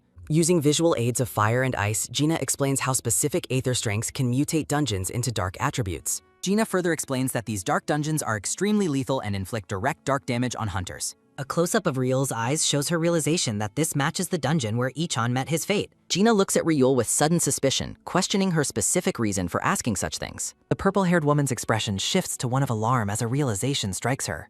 Gina frantically asks if Real has awakened and warns her against visiting such places, though Real tries to laugh it off. Gina notes the rarity of dark damage protection items before slamming a large dungeon encyclopedia onto the table. Eager to help, Gina offers to lend Real the comprehensive book to further her education. Real gratefully accepts the heavy book, though Gina's sudden intensity leaves her slightly flustered. Back at home, Miam steps on the sleeping Real's head and demands that she wake up. Real startles awake while face down on the open encyclopedia with the cat still perched on her back. Rubbing her eyes, Real wonders when she fell asleep, and Miam explains that Lime has vanished into subspace. Walking through the garden, Real notices something in the grass and wonders about its presence. Real looks surprised as a soft sound draws her attention to the Brilliant. Real asks Lime what it is doing as the red slime bounces happily through the flowers. A speech bubble asks if someone wants the oblifert. Real reaches for the fruit while Lime watches from below. Real slips on a hidden slope while reaching for fruit. A sharp scream echoes as Real falls down the slope. System notifications announce that a deep coffee bond has activated an emergency connection skill. Real is shocked as the system identifies Choi Ichan as her target. A blue notification confirms that a high-tier defensive skill has been activated. The system announces a massive 5-minute boost to Real's overall defensive capabilities. A glowing hexagonal shield protects Real as she crashes hard against the earth. Real recovers as Lime cries out in distress and runs toward her. Real holds the trembling slime, assuring Lime she is not hurt. A system window explains her broken level ability to copy the skills of anyone who drinks her coffee. Real realizes that forming a deep bond through coffee allows her to copy powerful skills. Imagining herself in royal finery, Real wonders about the possibility of copying legendary S-rank abilities. Real decides to investigate the rest of Ichan's hidden hunter skulls. Real is stunned to find that Ichan possesses 2 S-rank skills despite his low hunter ranking. A system window details a skill that nullifies dark attribute damage after possessing a specific item for a day. Real feels suspicious of the system's sudden and helpful information. Real searches for a dark ether item to save Ichan's life. Real considers her options, but decides against asking Kwon Ji-woon for any assistance. Real thinks about Ki Yushan, noting his strength and affiliation with the Chungna Guild. Looking at her phone, Real wonders if she should ask Mr. Yuhyun about dark aether items. The phone rings immediately as Yuhyun returns her text. Real answers the call nervously as Yuhyun speaks her name from the other fag. Real listens intently, her expression filled with a mix of surprise and worry. On the other end of the line, Yuhyun questions her interest in dark items. A brief pause follows as the phone conversation continues. Yuhyun asks why she is looking for such a specific and dangerous item. Real hesitates on the phone, unsure of how to explain her true intentions. Real wonders if Yuhyun's voice has always sounded so deep and commanding. Real tells him she cannot explain in detail and just needs it for something important. Real checks if Yuhyun is still there, and he replies that he has understood her request for now. Yuhyun suggests meeting tomorrow at Susong Station to discuss a place he can introduce. Real reflects on the appointment she just made with her friend. Standing in public, Real feels nervous meeting outside the comfort of her cafe. Real notes how much Yuhyun stands out in the crowded station. Yuhyun greets Real as they meet up for their scheduled appointment. Ki Yu-hyun asks how her condition is, to which a confused Ryul can only ask why. Ryul admits she was worried because his voice sounded low during their call yesterday. Yoo-hyun dismisses her concern while Ryul remains slightly bewildered by his reaction. Ryul asks how he managed to find the location of such a rare item. Ryul wonders if the rarity is due to the lack of dark dungeons lately. Yoo-hyun explains that certain groups have been interfering with the supply of rare materials. Narration describes the criminal activities of an illegal smuggling group known as Sin Crown. The text highlights the various vile acts committed by this shadowy criminal organization. Ryul is horrified to learn how dangerous the situation truly is for everyone involved. Yoo-hyun leads her away, promising that their destination for today is relatively safe. Yoo-hyun reveals they are going to meet a secluded, famous item crafting hunter from a workshop. Ryul is surprised by the prospect of meeting a master craftsman. Ryul asks if they are meeting someone so notable today, and Yoo-hyun expresses confidence in the craftsman's knowledge. Chibi versions of Ryul and Ki Yu-hyun talk about their successful meeting. While traveling by train, Ryul reflects on their smooth progress so far. Yoo-hyun suddenly asks Ryul about her class, catching her completely off guard.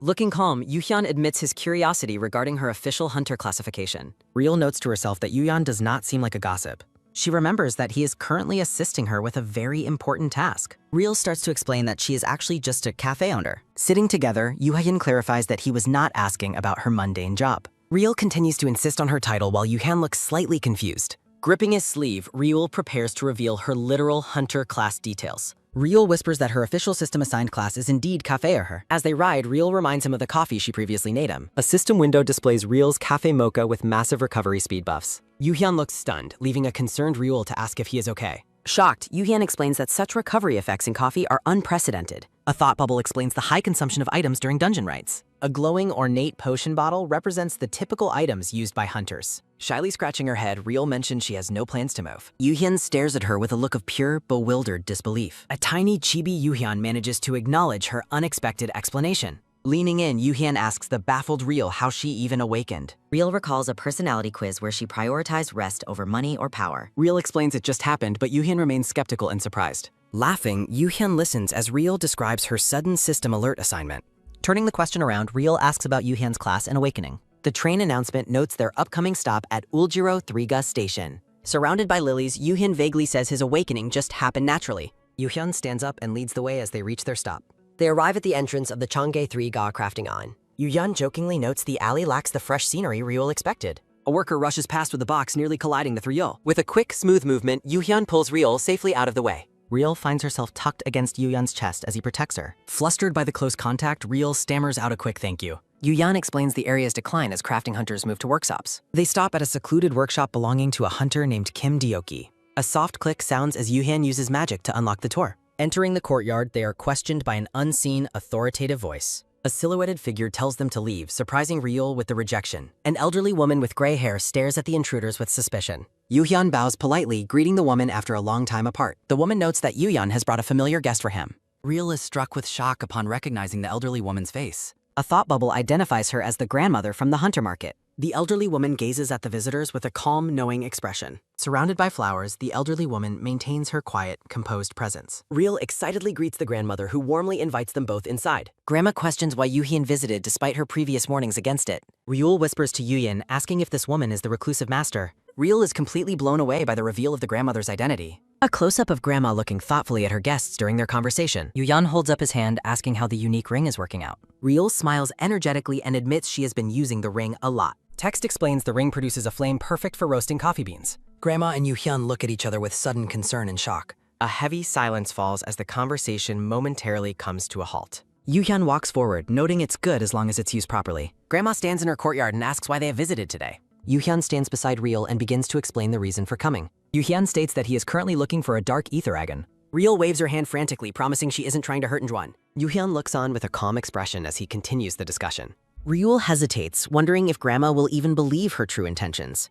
A text bubble clarifies that her goal is to save a friend. A blonde boy eats happily while Ryul notes he really needs it. Ryul admits she blurted out the request because she couldn't explain everything. Grandma smiles warmly and says she believes Ryul because of her identity. Grandma searches a drawer and finds a photo of Ryul's late grandmother. Grandma explains she received help from Hisun Park a long time ago. Grandma recalls Ryul defending her against the crowd at the hunter market. Grandma offers to help Ryul by making an accessory from dark ether. Grandma adds that there is something she wants Ryul to do also. Grandma requests that Ryul find a hand mirror among Hisun's old belongs. Looking at the old photo, Grandma notes her friend cherished it dearly. Real realizes the importance of the item and stares with wide eyes. A narrative bubble declares she definitely wants to find it for her. Chibi Real shouts that she will search everything while Grandma laughs gratefully. Grandma identifies a potion that can temporarily erase a person's presence. Ryul looks around the counter, amazed by the many interesting workshop items. Yuhyun stands silently in the room, watching Ryul explore her surroundings. A narrative bubble mentions that one thing has now become clear. Yuhyun concludes that Ryul is certainly not part of any dangerous cult. Yuhyun suggests that Grandma relax her shoulders as she seems too tense. Grandma asks if he simply wanted to know why she gave Ryul the item. Grandma explains her mission was to pass the ring to its rightful heir. Grandma confirms her belief that Ryul is the rightful owner of Rim. Yuhyun looks away thoughtfully, his expression growing serious and distant. A system notification announces that a demon summoning has been successfully completed. A child stands atop a glowing red magic circle drawn on the floor. A warning window says a great demon is watching from beyond a gate. A sinister voice from the abyss claims it has been waiting for him. As a sudden sharp scream echoes, a window says the demon desires a pact. Floating and glowing, notifications announces S-rank awakening and new divine authority. An ominous voice from the abyss commands him to come find it. A man in glasses is stunned to witness a rare S-rank awakening. Cult members cheer, believing their success means the great demon has finally answered them. Young Yuhyun stands amidst the bodies while the cultists praise their long-held prayers. The boy stares blankly as a voice says their message has finally reached him. Text explains the cult of the stars forcibly awakened him to resurrect a demon. Yuhyun resolves to stay on his guard against the cult's future movements. Yuhyun advises a flustered Ryul to relax to see things differently. Yuhyun gazes softly at his companion during their quiet conversation. Ryul excitedly displays a sparkling hair clip Grandma gifted her. Ryul shows off the pretty accessory with a happy smile. Yuhyun keeps the item's rare mental protection properties a secret. A close-up highlights Yuhyun's calm and thoughtful facial expression. Yuhyun steps forward, offering to help Ryul with the hairpiece. Yuhyun clips the accessory on while noting Ryul's ordinary nature. A tender moment passes as Yuhyun looks down at her, relieved. Grandma recalls Ryul defending her at the market earlier. Back at the cafe, Ryul searches through crowded storage boxes. Ryul continues her frantic search for the missing hand mirror. Her calico cat companion assists in finding the blue item. The cat collapses from exhaustion while Ryul keeps Harkin. The cat asks Ryul where she went the previous day. Ryul screams in embarrassment as she remembers her encounter with Yuhyun. Ryul hides her face, much to her cat's confusion. Ryul recalls how overwhelming Yuhyun's handsome features were up close. The cat promises to help her find the elusive mirror. The cat notices the red slime has suddenly disappeared.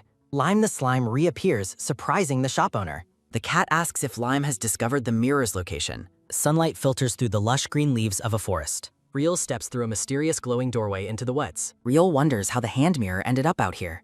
The cat translates Lime's instructions to follow him into the forest. Ryul decides to follow the slime to investigate the lead. The title card shows the group walking through the woods. Ryul notes the existence of a hidden woodland trail nearby. Ryul asks Lime how he even knew about this place. Ryul stops as she spots something unexpected through the trees. A charming, secluded cabin appears nestled among the forest growth. Lime bounces toward the house, inviting the others to enter. The group enters a dusty interior that seems long abandoned. Ryul reflects on who might have used this place before. The items inside the cabin feels strangely familiar to Ryul. Ornate furniture stands untouched in the quiet, sunlit room. Ryul remembers her grandmother's lap and her distinctive personal taste. The cat discovers something important on a nearby wooden table. The cat points out the blue prize they were seeking. Ryul finally holds the ornate, round blue hand mirror.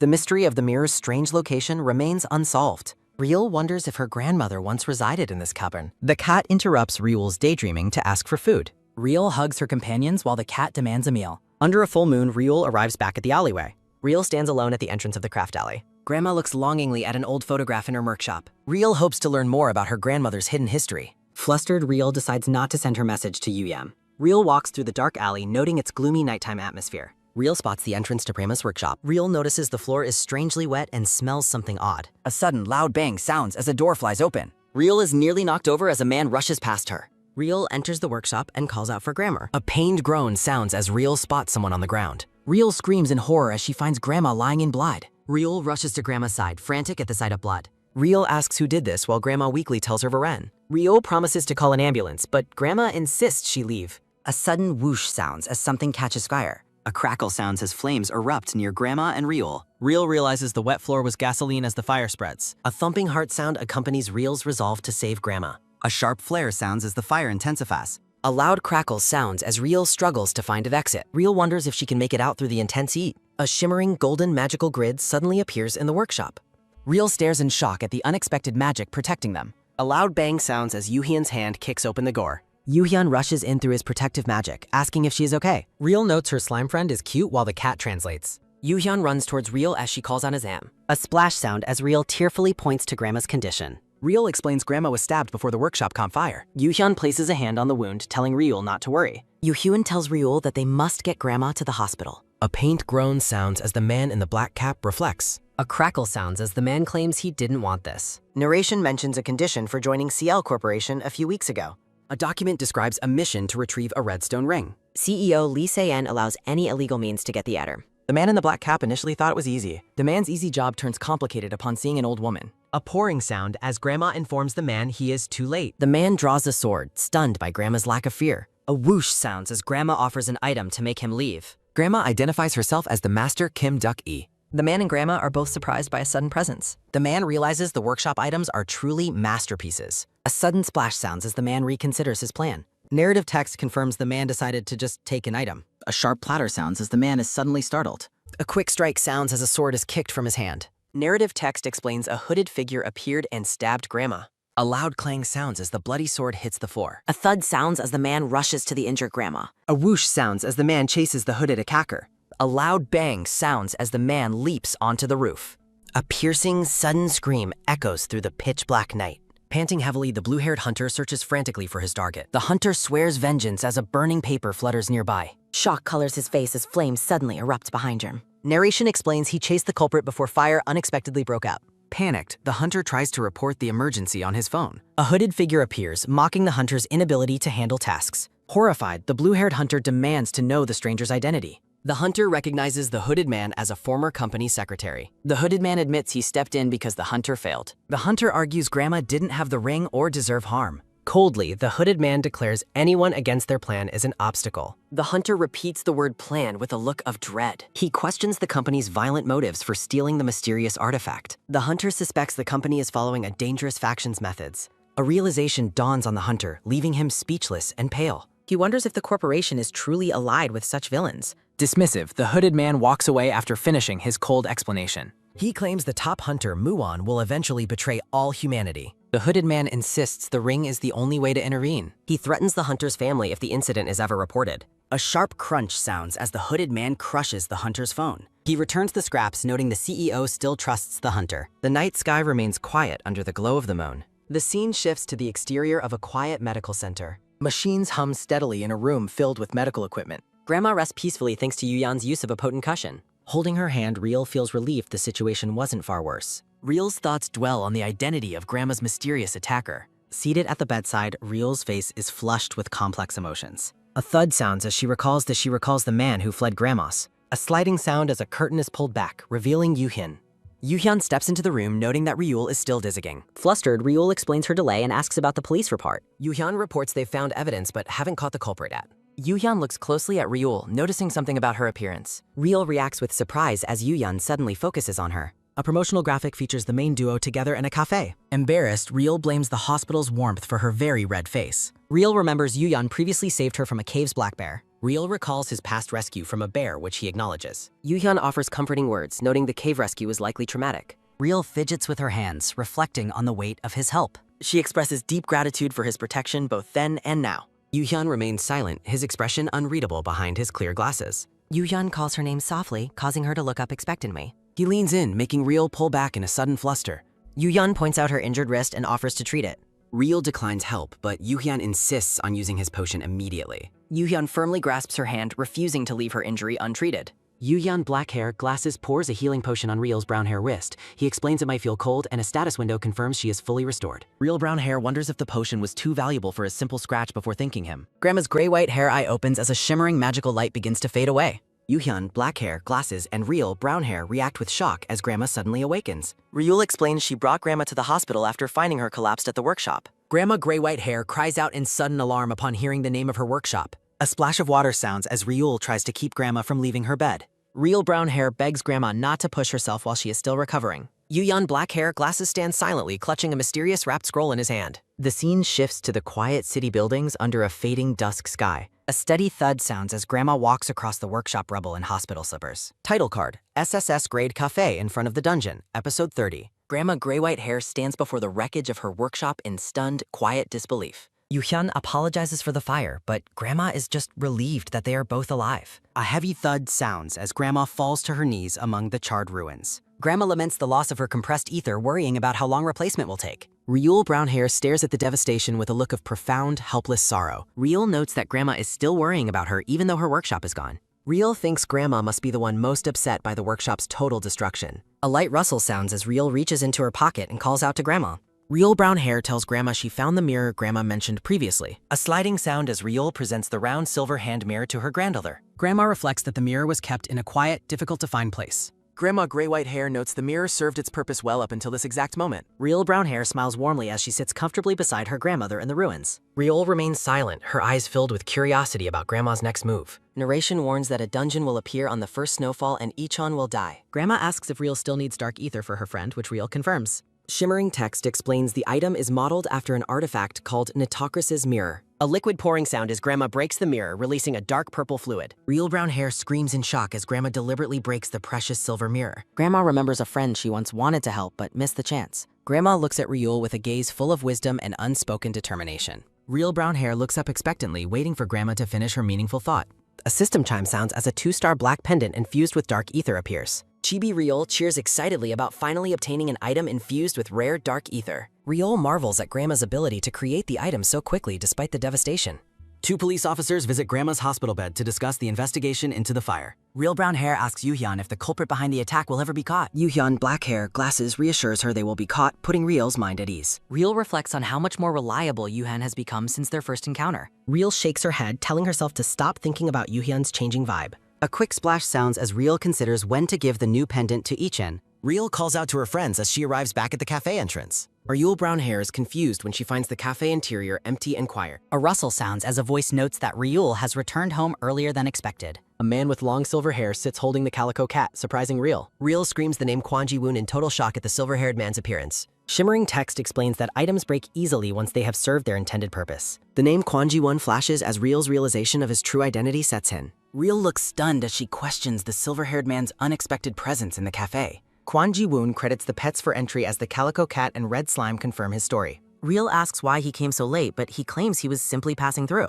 Surprised, Ryul's inner thoughts focus on her cousin Kwon Ji-woon's sudden and unexpected visit. Kwon Ji-woon looks at the calico cat while maintaining a silent and calm demeanor. Ryul apologizes for her overreaction while Ji-woon asks if he said something to offend her. Shimmering text reflects on the fact that the two are cousins who have rarely interacted. Ji-woon prepares to leave, his hand grasping the door's electronic lock handle. Ryul feels conflicted about letting her cousin leave after he waited so long for her return. Ji-woon turns his head slightly, his silver hair catching the light from the cafe. To Ryul's surprise, Ji-woon casually agrees to her unspoken request for him to stay. Ryul stares in wide-eyed shock at his unexpected and easy compliance with her request. Ryul asks if he's busy with guild duties, but Ji-woon claims he has free time. A quick rustle sounds as Ryul begins to fasten her apron to start her shift. Standing in the cafe kitchen, Ryul ponders what kind of drink she should make for him. A system notification appears as Ryul looks on with a curious and slightly confused expression. A glowing blue window announces that a system process is now 100% complete. A celebratory chime sounds as a notification declares the dimensional shop feature is officially unlocked. Ryul questions the shop's purpose, and the system explains its connection to various other dimensions. Shimmering text explains that the system allows for the purchase of rare and interdimensional items. The cat suggests the shop unlocked for coffee making as Ryul watches the screen intently. The shop menu displays basic ingredients like fresh milk, vanilla powder, and caramel syrup. Ryul and the cat feel underwhelmed by the rare items that look like everyday groceries. A special deal alert offers a new user bonus for instant purchases within the system. The main quest, Barista's Path, requires 5 basic drinks for menu expansion and rare rewards. Ryul decides to attempt making the required drinks immediately to fulfill her new quest requirements. Shimmering text describes her cafe as a world contained right within her own hands. Ryul carefully pours milk into a cup, focused on crafting the perfect beverage for her cousin. A caramel macchiato's status window reveals its special property to clear a random status effect. The vanilla latte's properties guarantee a critical hit chance for the next skill used. Ji-woon expresses surprise at her skills, while Ryul admits to using her coffee-making abilities. A quick gulping sound echoes as Ji-woon begins to enjoy the freshly made beverage.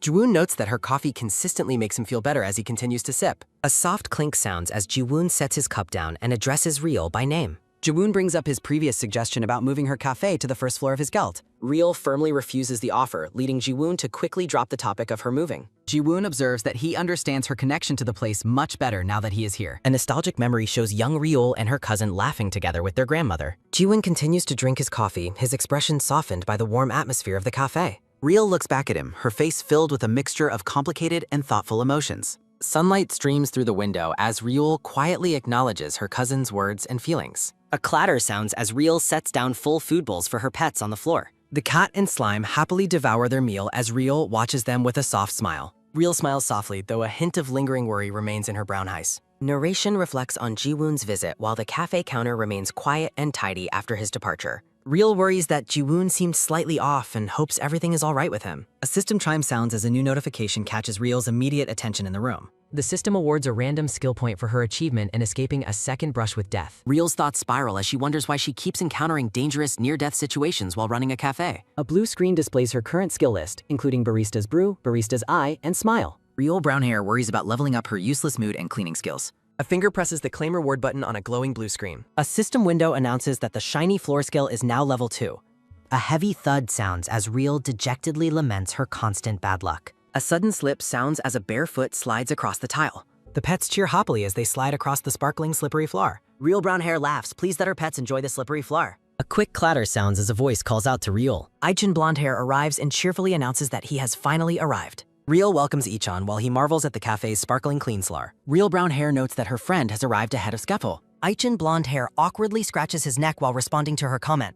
Ryul Brownhair watches him with a look of quiet, focused curiosity.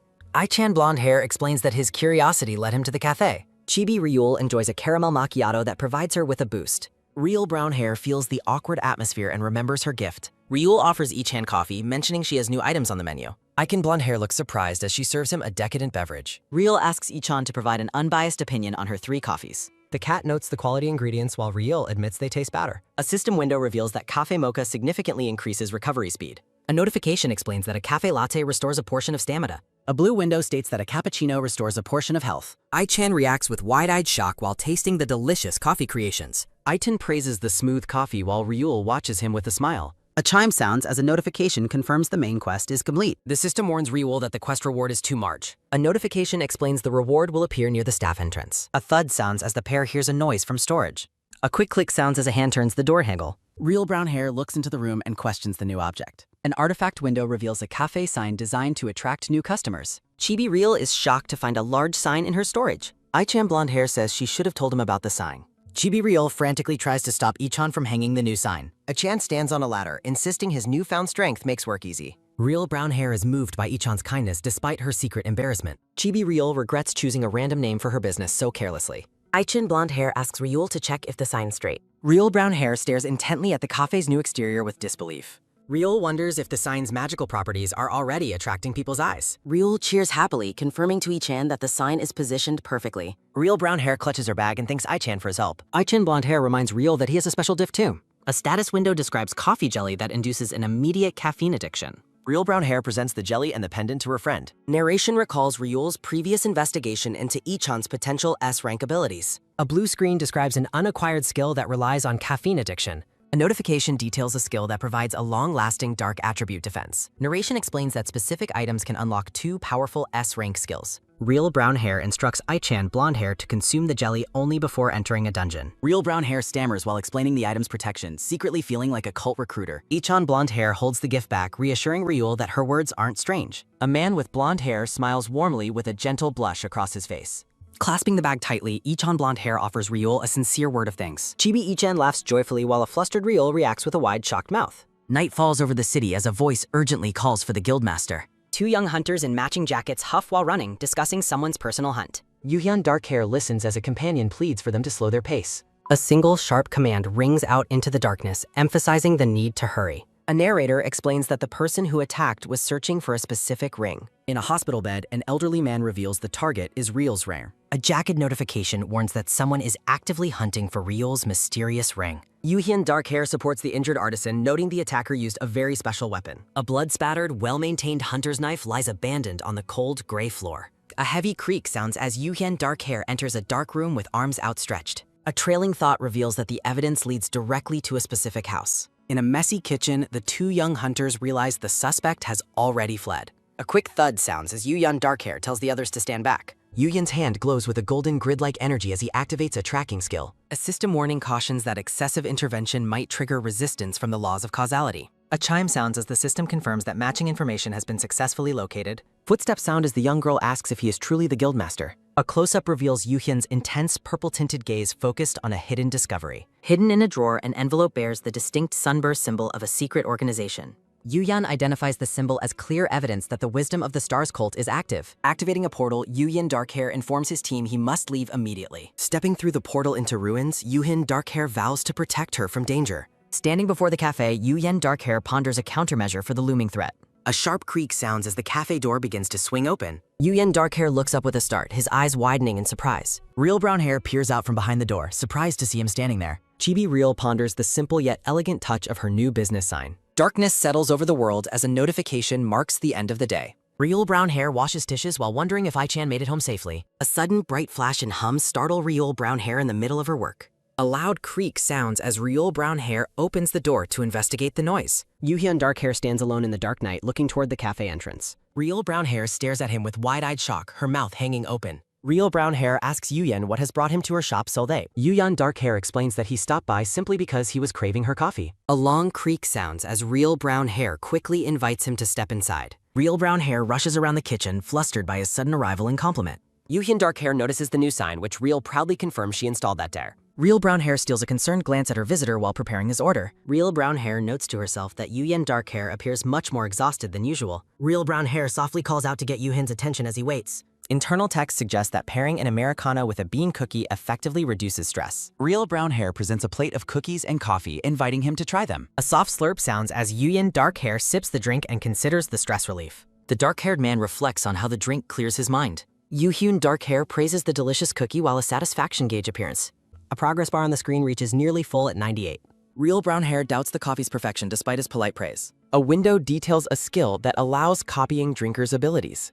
Narration mentions one of Yu-Hyun's most frequently used special skills. Thoughts describe how his golden energy grid alters the surrounding atmosphere. A question hangs in the air regarding Yu-Yen's favorite beverage. Real Brown Hair determines to discover Yu-Yen's dark hair ultimate taste. Yu-Hyun Darkhair admits he enjoys most drinks and asks why she inquired. Real Brown Hair realizes he has no specific preferences. Real Brown Hair excitedly offers to prepare several more coffee samples. Yu-Yen Darkhair accepts her offer, making Real Brown Hair feel very appreciative. A quick clatter sounds as Real frantically brews several different coffee samples. A chime sounds as the satisfaction bar remains stuck at 98. Real Brown Hair continues her trial by testing more nutty flavors. A soft slurp sounds as Real realizes her latest attempt failed. Real Brown Hair laments the missing satisfaction while Yu-Yen thanks her for the kasen. A quick click sounds as Yu-Yen sets down the Zenti cup. Yu-Yun Darkhair asks if any suspicious people have approached the cafe recently. Yu-Yen Darkhair listens as Real confirms everything has been normal. Yu-Yen notes the lack of ominous energy, wondering about their trackers. Real Brown Hair asks if danger is nearby, but Yu-Yen reassures her. Yu-Hyun Darkhair offers payment, but Real Brown Hair insists the coffee is free. Real Brown Hair explains that a friend helped her install the sign. Yu-Hyun Darkhair remarks on the sign's impressive and noticeable signs. Chibi Real Brown Hair wonders if he is curious about her friend. Real explains her male friend is very sweet while Yu-Hyun looks awed. Real Brown Hair remembers her mission to provide items for her friend. Yu-Yun Darkhair asks if he can visit the cafe more frequently. Yu-Hyun Darkhair plans to stay close to investigate the area further. Real enthusiastically welcomes him to stop by the shop at any time. Yu-Yun Darkhair tells himself his frequent visits are strictly for protection. A swirling, hazy purple mist shifts the scene to a new moment. Yu-Hyun Darkhair smiles gently, repeating that his motive is purely protective. Sunlight gleams against a rooftop as a soft laugh echoes nearby. A loud shout rings out, calling for the cat to come outside. Real Brown Hair wears gardening overalls and a hat while investigating the noise. A cardboard delivery box sits on the pavement outside the shop. Real Brown Hair and her pets find a package from Grandma Kinduck. Tomato Calico Cat eagerly asks if the box contains something to eat. Inside the box, stacks of takeout cups accompany a thoughtful handwritten note. Real Brown Hair admires the magic cups while Tomato questions their quantity. A hand holds the note, suggesting it may take years to use them. Real Brown Hair expresses relief that the elderly lady has been discharged. Real Brown Hair feels the shop is finally ready for the opening. White flakes drift down, making Real realize that it is actually snowing. A thought notes the extreme rarity of snow during late October. The realization sinks in that the first snowfall has arrived early. Real Brown Hair stares in disbelief at the unseasonable and sudden snow. A sudden buzz sounds as a phone vibrates in her back pocket. An emergency system notification alerts have a high-grade dungeon shockwave in Suwon City. Real Brown Hair stares at her phone in horror, her heart thumping rapidly. A quick clatter sounds as Real's straw hat and boots are abandoned on the floor. A soft click sounds as Real Brown Hair turns on the television news broadcast. A reporter Brown Hair announces that an F-rank dungeon has mutated into an A-rank. The news report details children trapped in the rift and a lone hunter's rescue attempt. A heavy gulp escapes as Real Brown Hair learns the rescuer is likely E-rank. Real's heart sinks as she realizes that Ichan has entered the dangerous dungeon. Real Brown Hair regrets not personally placing the protective pendant around her friend's neck. Real Brown Hair clasps her hands tightly, desperately praying for her friend's safe return. A loud crunch sounds as a defeated monster lies bloodied within the dark dungeon. Ichan Blonde Hair stands exhausted, struggling to breathe while holding his blood-stained sword. A shaky breath is drawn as Ichan Blonde Hair resolves to find the children. A childhood memory surfaces, showing a young Ichan being comforted by a mysterious hunter. The memory reveals Ichan's lifelong desire to become a hunter who saves others. Ichan Blonde Hair looks down at his hand, feeling frustrated by his current weakness. Ichan Blonde Hair wonders if he will survive, longing to taste her coffee again. Ichan Blonde Hair suddenly remembers the special gift his friend gave him recently. Ichan Blonde Hair inspects the gift bag containing coffee jelly and a small box. Ichan Blonde Hair considers trying the jelly as he was instructed to do. A soft munch sounds as Ichan Blonde Hair eats the jelly, feeling its energy. A sharp gasp escapes as Ichan's blonde hair eyes widen with a sudden realization. A loud ring sounds in his head as Ichan Blonde Hair clutches his temples. A heavy thump resonates as Ichan's heart races while his body undergoes a transformation. A mysterious glowing orb in the darkness asks if he is seeking more power. Ichan Blonde Hair remains dazed and overwhelmed by the strange presence in his mind. Ichan Blonde Hair looks around the dark stone chamber, questioning the source of the voice. A low hum emanates as the pendant beneath his shirt glows with brilliant purple light. A sudden flash occurs as Ichan Blonde Hair notices the intense light from the pendant. Ichan Blonde Hair finds himself floating in a cosmic void, connecting with a powerful deity. The mysterious cosmic voice demands an answer to its offer for greater strength. A soft whir sounds as Ichan Blonde Hair stares intensely into the divine light. Ichan Blonde Hair firmly declares his desire to accept the offered power. Real Brown Hair looks startled as the television broadcast announces a major update. The news report confirms the A-rank dungeon is stabilized and the children are safe. A chorus of sobs sounds as the frightened children emerge from the glowing red portal. A camera shutter snap sounds as reporters gather to capture the savior's appearance. The crowd gasps in disbelief at the sudden and shocking revelation of the rescuer's identity. Ichan Blonde Hair emerges as a new S-rank hunter radiating a heroic aura on television. A loud gasp sounds as Real Brown Hair watches the screen with wide-eyed shock. Chibi Real and her pets are stunned by the news of her friend's S-rank status. Ichan Blonde Hair nervously introduces himself to the swarm of reporters on live television. Ichan Blonde Hair awkwardly provides his age and blood type during the overwhelming interview. Real Brown Hair watches in disbelief as her friend struggles through his first public appearance. Real Brown Hair feels a wave of relief seeing her friend alive and uninjured. A heavy flump sounds as Real Brown Hair slumps onto the sofa with her pets. The news report details the 3 major guilds competing to recruit the new S-rank. Real Brown Hair listens as Tomato Calico Cat remarks on her friend's new celebrity status. Reporters persistently ask Ichan Blonde Hair which guild he intends to join. Ichan Blonde Hair politely declines all guild offers for now while holding his glowing pendant. The brown-haired woman looks shocked and asks if he is already affiliated with another group.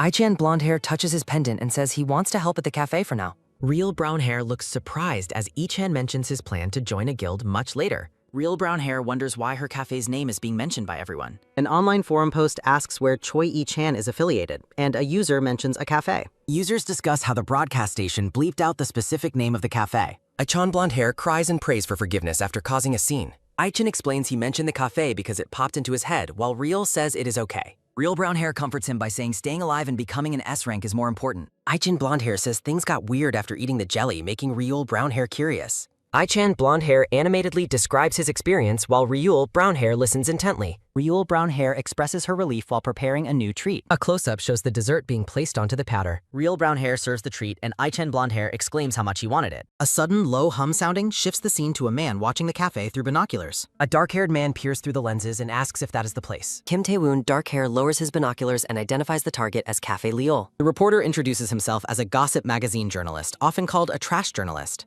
He notes that the whole industry is currently looking for the newly awakened S-rank hunter. Kim Tae-woon, dark hair, claims he successfully tracked down the hero through his own field investigation. Kim Tae-woon, dark hair, writes in a notebook, reflecting on his years spent as an F-rank. The man believes an S-rank hunter who does not care about money or power simply cannot exist. He jots down potential motives like crime or fame, questioning what Ichan actually wants. Text mentions the specific cafe that the hunter claimed to be affiliated with. The man looks at the cafe sign and wonders if he should begin his investigation there. A thought suggests that if the shop is legitimate, he must change his approach. Kim Tae-woon, dark hair, enters the shop, deciding to approach the situation as a regular customer. Real brown hair and Ichan blonde hair both look completely shocked by the new visitor. Real brown hair nervously welcomes him as Ichan blonde hair hides his face in his hood. Kim Tae-woon, dark hair, notes how startled the hunter is just by a customer walking in. The man suspects the shop is a disguise for a place with a much different purpose. He wonders if the cafe is an illegal black market trading spot or a raider hideout. A quick click sounding as the man walks, confident he has already caught their scent. Real brown hair smiles brightly, unaware of the man's suspicious pops. The man orders coffee while secretly wondering if the brown-haired woman is an accomplice. Real brown hair says it will be a moment as her pets peek from the doorway. A soft clatter sounds as the order is served to the dark hair man. The man sips his coffee, intending only to avoid suspicion while Real brown hair watches him. A soft gulp sounds as the man sips the beverage. Several quick crunching sounds echo as the man begins eating the cookies. Kim Tae-woon, dark hair, is genuinely surprised by how good the coffee and cookies are. Ichan blonde hair says goodbye as the reporter realizes the target is leaving. A soft click sounds as the man sets down his empty cup, feeling frustrated. Kim Tae-woon, dark hair, resolves to return tomorrow to finally uncover the shop's secret. Tomato Calico Cat asks Real if there is something bothering her lately. Real brown hair mentions the customer who visited 5 days in a row, whom Tomato calls suspicious. Real argues he is their first regular, though Tomato notes he is also their only customer. Real brown hair expresses worry because the customer's satisfaction gauge is always stuck at 60%. Real brown hair looks at the gauge and wonders why it refuses to go up. Tomato Calico Cat dresses as a detective and suggests the man has a shady ulterior motive. Real brown hair defends her regular customer's motives while holding a crying Tomato Calico Cat as a sharp yelp sounds. Tomato Calico Cat suggests the man might simply dislike coffee, causing Real brown hair to react with sudden shock. An examination of the menu board confirms that every single beverage offered by the shop is coffee-based. Real brown hair agrees with Tomato Calico Cat that the coffee-only menu explains their customers' low satisfaction. A clear ring sounds as Kim Tae-woon, dark hair, enters the shop, immediately noticed by the brown-haired woman. The dark-haired man surveys the interior of the cafe with a deeply suspicious and calculating look. Real brown hair politely greets the visitor as he continues his intense field investigation of the shop. The brown-haired woman offers a bright, welcoming smile to the man she considers to be her first regular. Kim Tae-woon, dark hair, is shocked by her greeting and believes his suspicions about her secret identity are confirmed. Real brown hair enthusiastically announces her plan to create a unique non-coffee drink especially for him to enjoy. The dark-haired man is visibly flustered and urgently asks when he should return to try the new drink. Real brown hair suggests a week's time for preparation, which the dark-haired man quickly accepts before leaving. Kim Tae-woon, dark hair, agrees to return later and departs as Real brown hair bids him a polite goodbye. A soft sigh escapes as Chibi Real regrets not taking an order before the mysterious customer left so quickly. A blue system window appears over the shop door, assigning a subquest to create a new non-coffee menu item. Real brown hair is amazed by the sudden quest and the fact that a recipe was automatically provided to her. The system displays a lemonade recipe requiring purification tree fruit, magic sugar, and carbonated water to complete. Real brown hair is baffled to find that the official lemonade recipe contains no actual lemons as ingredients. Chibi Real brown hair expresses her frustration over the weird quest and the unknown nature of the fruit. Tomato Calico Cat admits total ignorance as the scene shifts to the exterior of Café Liul at night. A soft hush sounds as the scene focuses on a close-up of Ichan's blonde hair lower face. A low hum sounds as the purple pendant glows and a mysterious divine voice addresses its contractor. Ichan blonde hair looks troubled as the voice demands an answer to its previous offer for greater strength. A heavy breath sounds as Ichan blonde hair reflects on his inability to tell Real about the mysterious necklace. Ichan blonde hair stands in a cosmic void, worrying that asking about the gift would force a difficult explanation. A soft step sounds as Ichan blonde hair walks away, choosing to ignore the mystery for now. A thought bubble emphasizes his simple desire to relax and continue helping his friend at the cafe. Real brown hair looks startled but happy as Ichan blonde hair arrives at the shop during the day. Ichan blonde hair mentions avoiding persistent reporters and offers to help clean up the cafe to pass time. Real brown hair accepts the help but asks about the contents of the heavy bag he is carrying. Ichan blonde hair claims the purchase was casual, but the woman suspects he was pressured into buying things again. A soft gasp sounds as Real brown hair looks into the bag and reacts with wide-eyed shock. A glowing blue fruit sits atop a pile of bananas, confusing the brown-haired woman with its strange appearance. Chibi Kim Tae-woon, dark hair, suspects the new menu offer is actually a secret code for a covert meeting.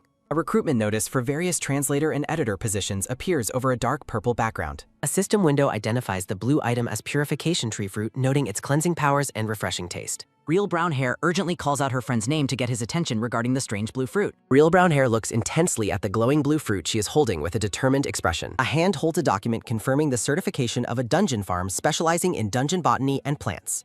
A thought bubble admits an expectation for something ordinary while lush greenery fills the surrounding background. A massive and ornate glass conservatory appears, far exceeding the woman's initial expectations for a simple farm. A loud creak sounds as Real Brown Hair opens the grand conservatory doors and calls out a greeting. A loud crash sounds as Real Brown Hair enters the quiet greenhouse and frantically asks who is there. Lee Choruk, Green Hair, appears flustered and insists she has already paid all her overdue utility bills. Real Brown Hair clarifies her intention to buy something, which leaves the green-haired woman absolutely shocked. Lee Choruk, Green Hair, excitedly welcomes her first real customer after many bad encounters with a rude hunter. Lee Choruk, Green Hair, introduces herself as the farm owner while leading Real Brown Hair through the flowers. The green-haired woman claims her methods are scientific, which the brown-haired woman doubts after seeing blood type charts. The brown-haired woman explains she is specifically looking for more of the mysterious and glowing blue fruit. Lee Choruk, Green Hair, identifies the blue item immediately as the rare and valuable purification fruit. Choruk, Green Hair explains that the fruits are out and asks if a seedling is acceptable.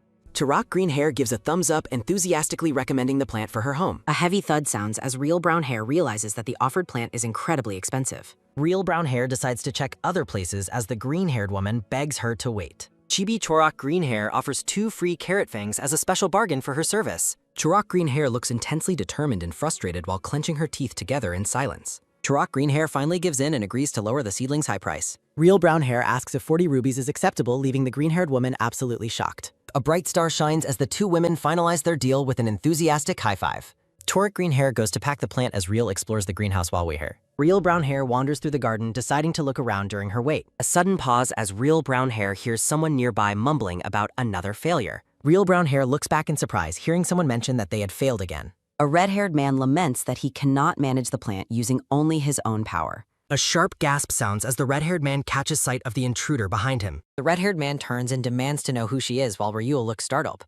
Cedric Redhair yells that no customers ever come here, while Chibi Real notes the rudeness. Real Brown Hair stares closely at the man, thinking that he looks incredibly familiar to her. Real Brown Hair points a finger at the red-haired man as he stares back with annoyance. The man assumes she is a fan while Real Brown Hair repeats him in total confusion. The man says he is busy and begins signing a paper to end the interaction. Cedric Choi, red hair, hands over his signature with a very dismissive and arrogant expression. Chibi Cedric, red hair, yells about her not taking the signature, confirming her bad opinion of him. Real Brown Hair wonders why someone famous like him is present in the quiet greenhouse. A blue system window identifies the legendary 5-star blue Sereno flower as being currently wilted. Real Brown Hair looks at the plant and wonders why it is so close to dying. Cedric Choi, red hair, yells at her to leave, claiming his autograph is more than enough. Real Brown Hair stares at him, realizing he is the famous hunter Cedric Choi. Choruk, Green Hair runs over, warning the man not to harass her first customer in months. Cedric, red hair, demands she revive the flower, while Choruk, green hair, defends her only visitor. A low buzz sounding as the red-haired man's phone vibrates while he looks visibly frustrated. A sharp gasp sounds as the red-haired man reacts with shock to his phone screen. A quick step sounds as the man turns away, telling Ryul that he is leaving first. Choruk, Green Hair checks if she was harmed while Ryul asks about the special flower. Choruk, Green Hair explains that hunter Cedric Choi entrusted the rare pot to her care. The green-haired woman notes the flower is rare and extremely difficult to make bloom.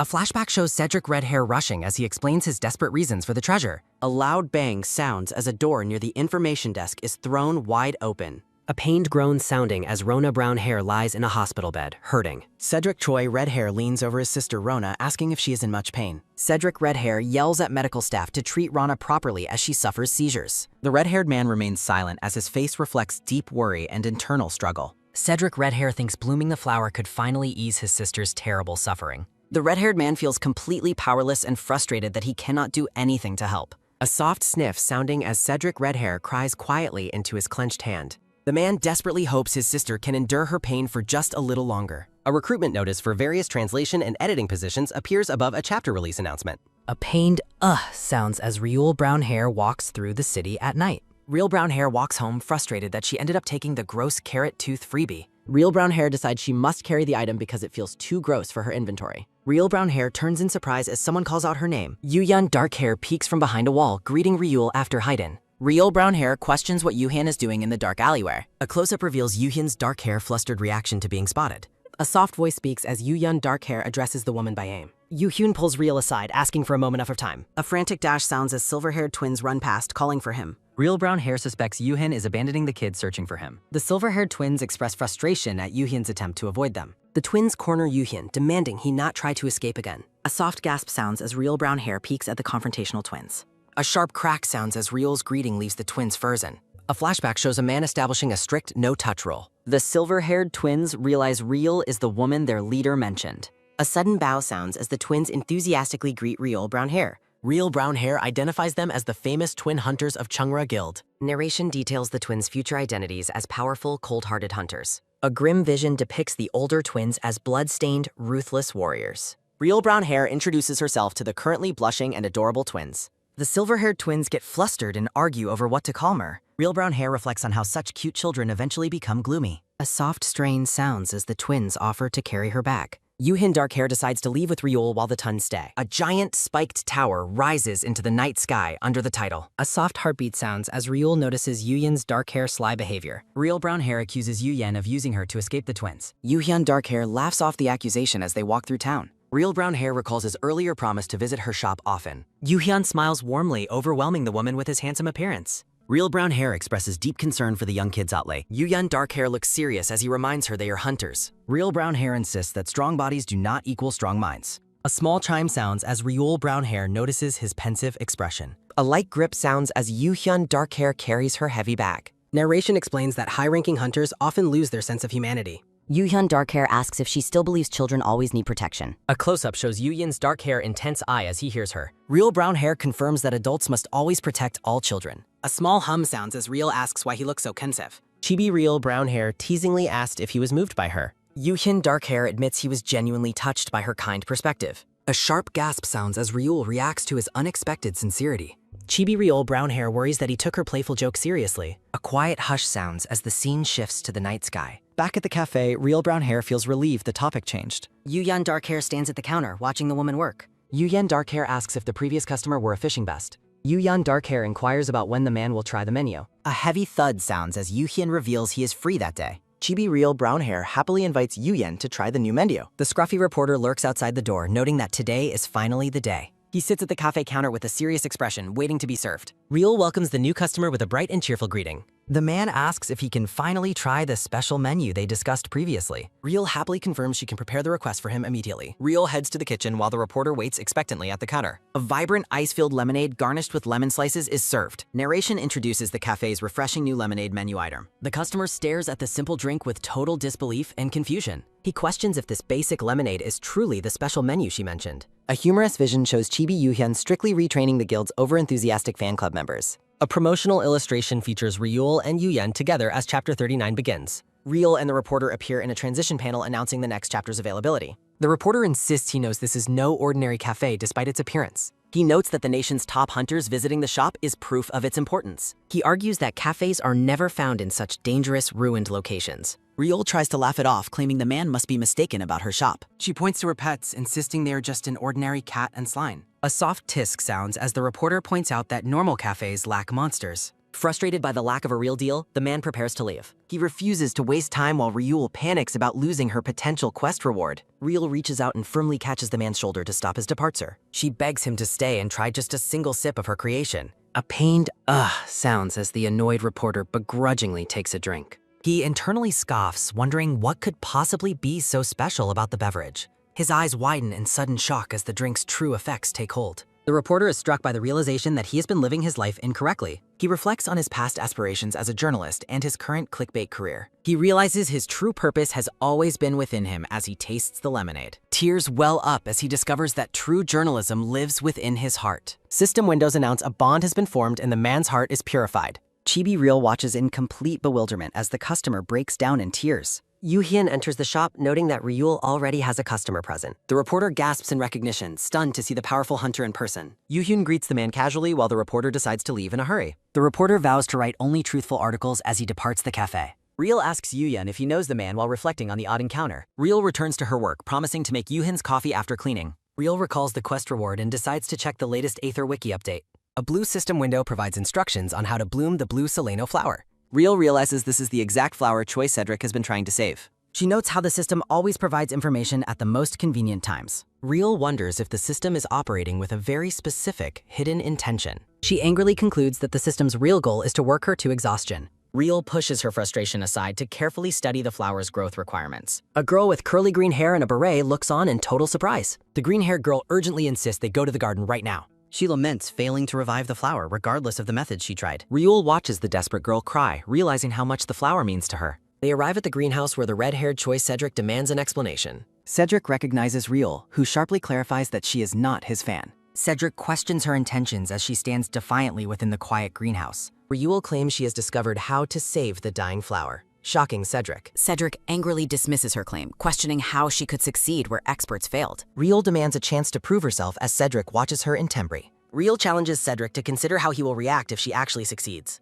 Cedric complains about her informal speech while Ryul points out he started it. Cedric begrudgingly moves aside, demanding she show him what she intends to do. Ryul approaches the wilting plant with a focused and determined expression. A soft glow sounds as Ryul apologizes to Cedric and begins her spell. Ryul ignores his warnings as she prepares to use her unique regenerative power. A sharp scream sounds as Cedric panics while the plant pot catches fire. The farm owner begs Hunter Choice Cedric to calm down and release Ryul. Cedric yells in fury, demanding to know why she dared touch the flower. Ryul urgently interrupts his anger, telling him to look at the blooming plant. The pair watches in total disbelief as the dead flower begins to revitalize. System windows reveal the reporter's new article writing and stealthy target tracking abilities. Cedric is stunned into silence by the sudden and impossible restoration before him. A system notification identifies the legendary 5-star blue Seleno flower has blooms. A moment of quiet awe passes as Cedric realizes the flower has returned. Cedric reflects on his sister Rona finally being freed from her constant pain. A sharp crack sounds as Cedric wonders what is happening to the pot. A loud crash sounds as massive roots burst forth and destroy the pot.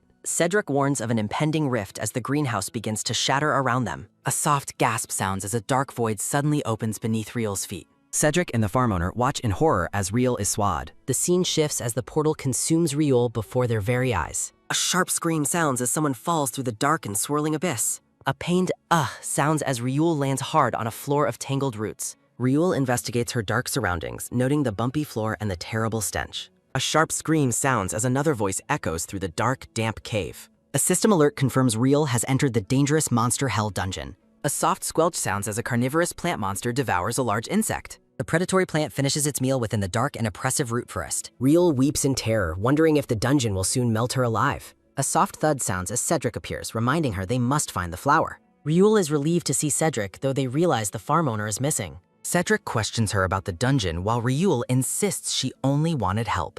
Narration explains the flower's regenerative power was the cause of its root issues. A soft cough sounds as Cedric acts awkward while Ryul looks away sheepishly. Cedric prepares to draw his sword, promising to protect her as his repayment. A sharp ring sounds as the nation's second-ranked hunter draws his powerful blade. Ryul cheers for Cedric while he focuses on clearing their path through the dungeon. Ryul admits Cedric is a jerk, but appreciates having such a powerful companion. Ryul wonders about the chaos occurring outside since the dungeon's sudden appearance. A soft rush sounding as Ryul follows Cedric deeper into the root forest. A loud crackle sounds as Cedric's electrical strike clears the path of monsters. Ryul feels the physical toll while hoping to encounter the main boss again. Cedric offers a rest period as Ryul struggles to catch her breath while walking. A soft sigh sounds as Ryul expresses her relief after finally taking a break. A blue system window displays an inventory containing a water bottle. Ryul searches her inventory for instant coffee mix while resting with Cedric. Cedric looks away blushing while apologizing for his earlier rough behavior. A soft tap sounds as Ryul activates a glowing system window. Chibi Cedric notes she held back from breaking his neck earlier.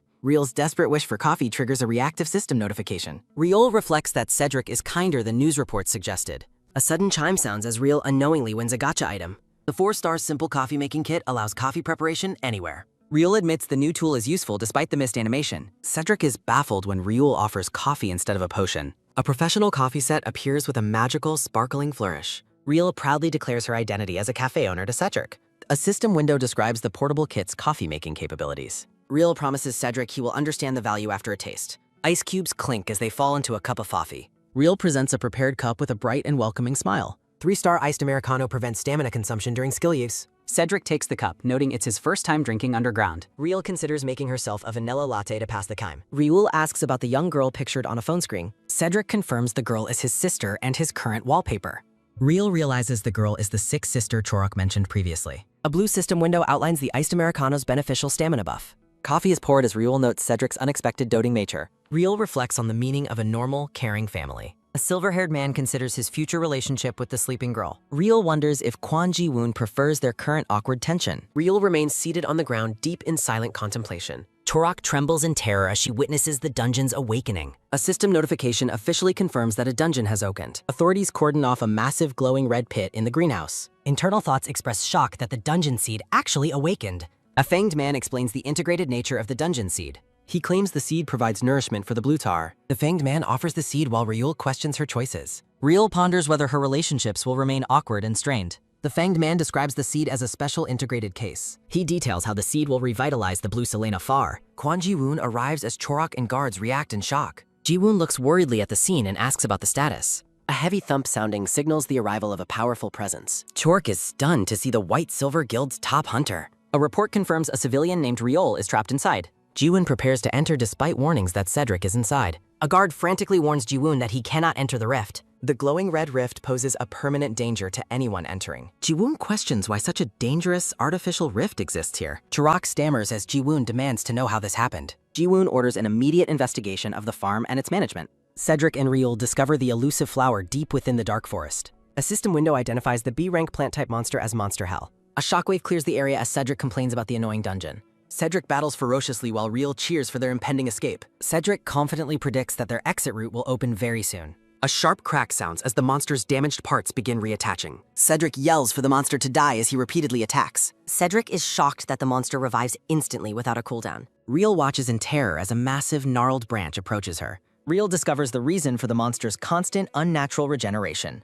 The blue Seleno flower is perched atop the monster's highest branch. Cedric stares in utter disbelief, questioning why the flower is there. A dull thud sounding indicates a heavy blow from the monster. A loud crash sounding follows as Riol frantically checks on Cedric. Cedric prioritizes the flower, knowing it is the key to saving Rona. Cedric refuses to attack the monster to avoid damaging the flower. A soft rustle sounds as Riol warns that only defending is dangerous. Riol stares ahead with an expression of pure, unadulterated shock. A disgusting swarm of large insects crawls over the monster's roots. Riol panics, wondering how a trowel or skill can stop bugs. A soft whish sounds as Riol throws her trowel in frustration. Riol falls as her cleaning skill makes the floor begin sparkling. A bright flash sounding accompanies a wave of purifying blue light. Riol is stunned to see her own reflection in the floor. Riol notes with amazement that the floor is now incredibly clean. A loud clatter sounding startles Cedric as the floor becomes slippery. Cedric is impressed by the unexpected power of Riol's cleaning skull. Cedric urges Riol to grab the flower so they can escape. The monster's massive eye narrows as it prepares for another attack.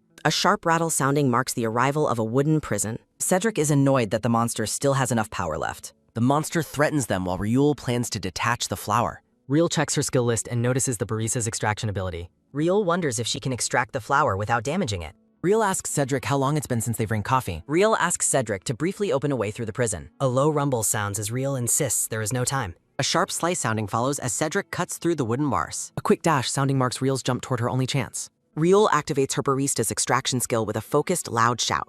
A system window warns that this extraction is extremely difficult. A bright hum sounding as Riol confirms she will definitely proceed. A massive burst of energy credits her success to a latte. A system notification confirms that the vanilla latte's effect is active. The system guarantees a critical hit for Riol's next skill use. The blue Seleno flower is successfully extracted from the monster's branch. A bright flash sounding signals that the difficult extraction is complete. Back in the greenhouse, Cedric and Riol celebrate their impossible success. Riol is amazed that the skill could extract a specific tanjik. Cedric is stunned by her performance as they safely exit the dungeon. Riol senses a heavy atmosphere as Quan Ji-woon addresses her by name. Ji-woon demands to know why a non-hunter is present at the dungeon site. Riol is struck with intense shock as she recognizes her brother's sudden arrival. A soft cough sounds as Riol resolves to reveal the truth eventually. Riol resolves that this unexpected meeting is the time to address her brother. Riol bravely confesses to Ji-woon that she has officially awakened her hunter powers. Heavy thuds sound as legal investigations and penalties crush the farm's corrupt management.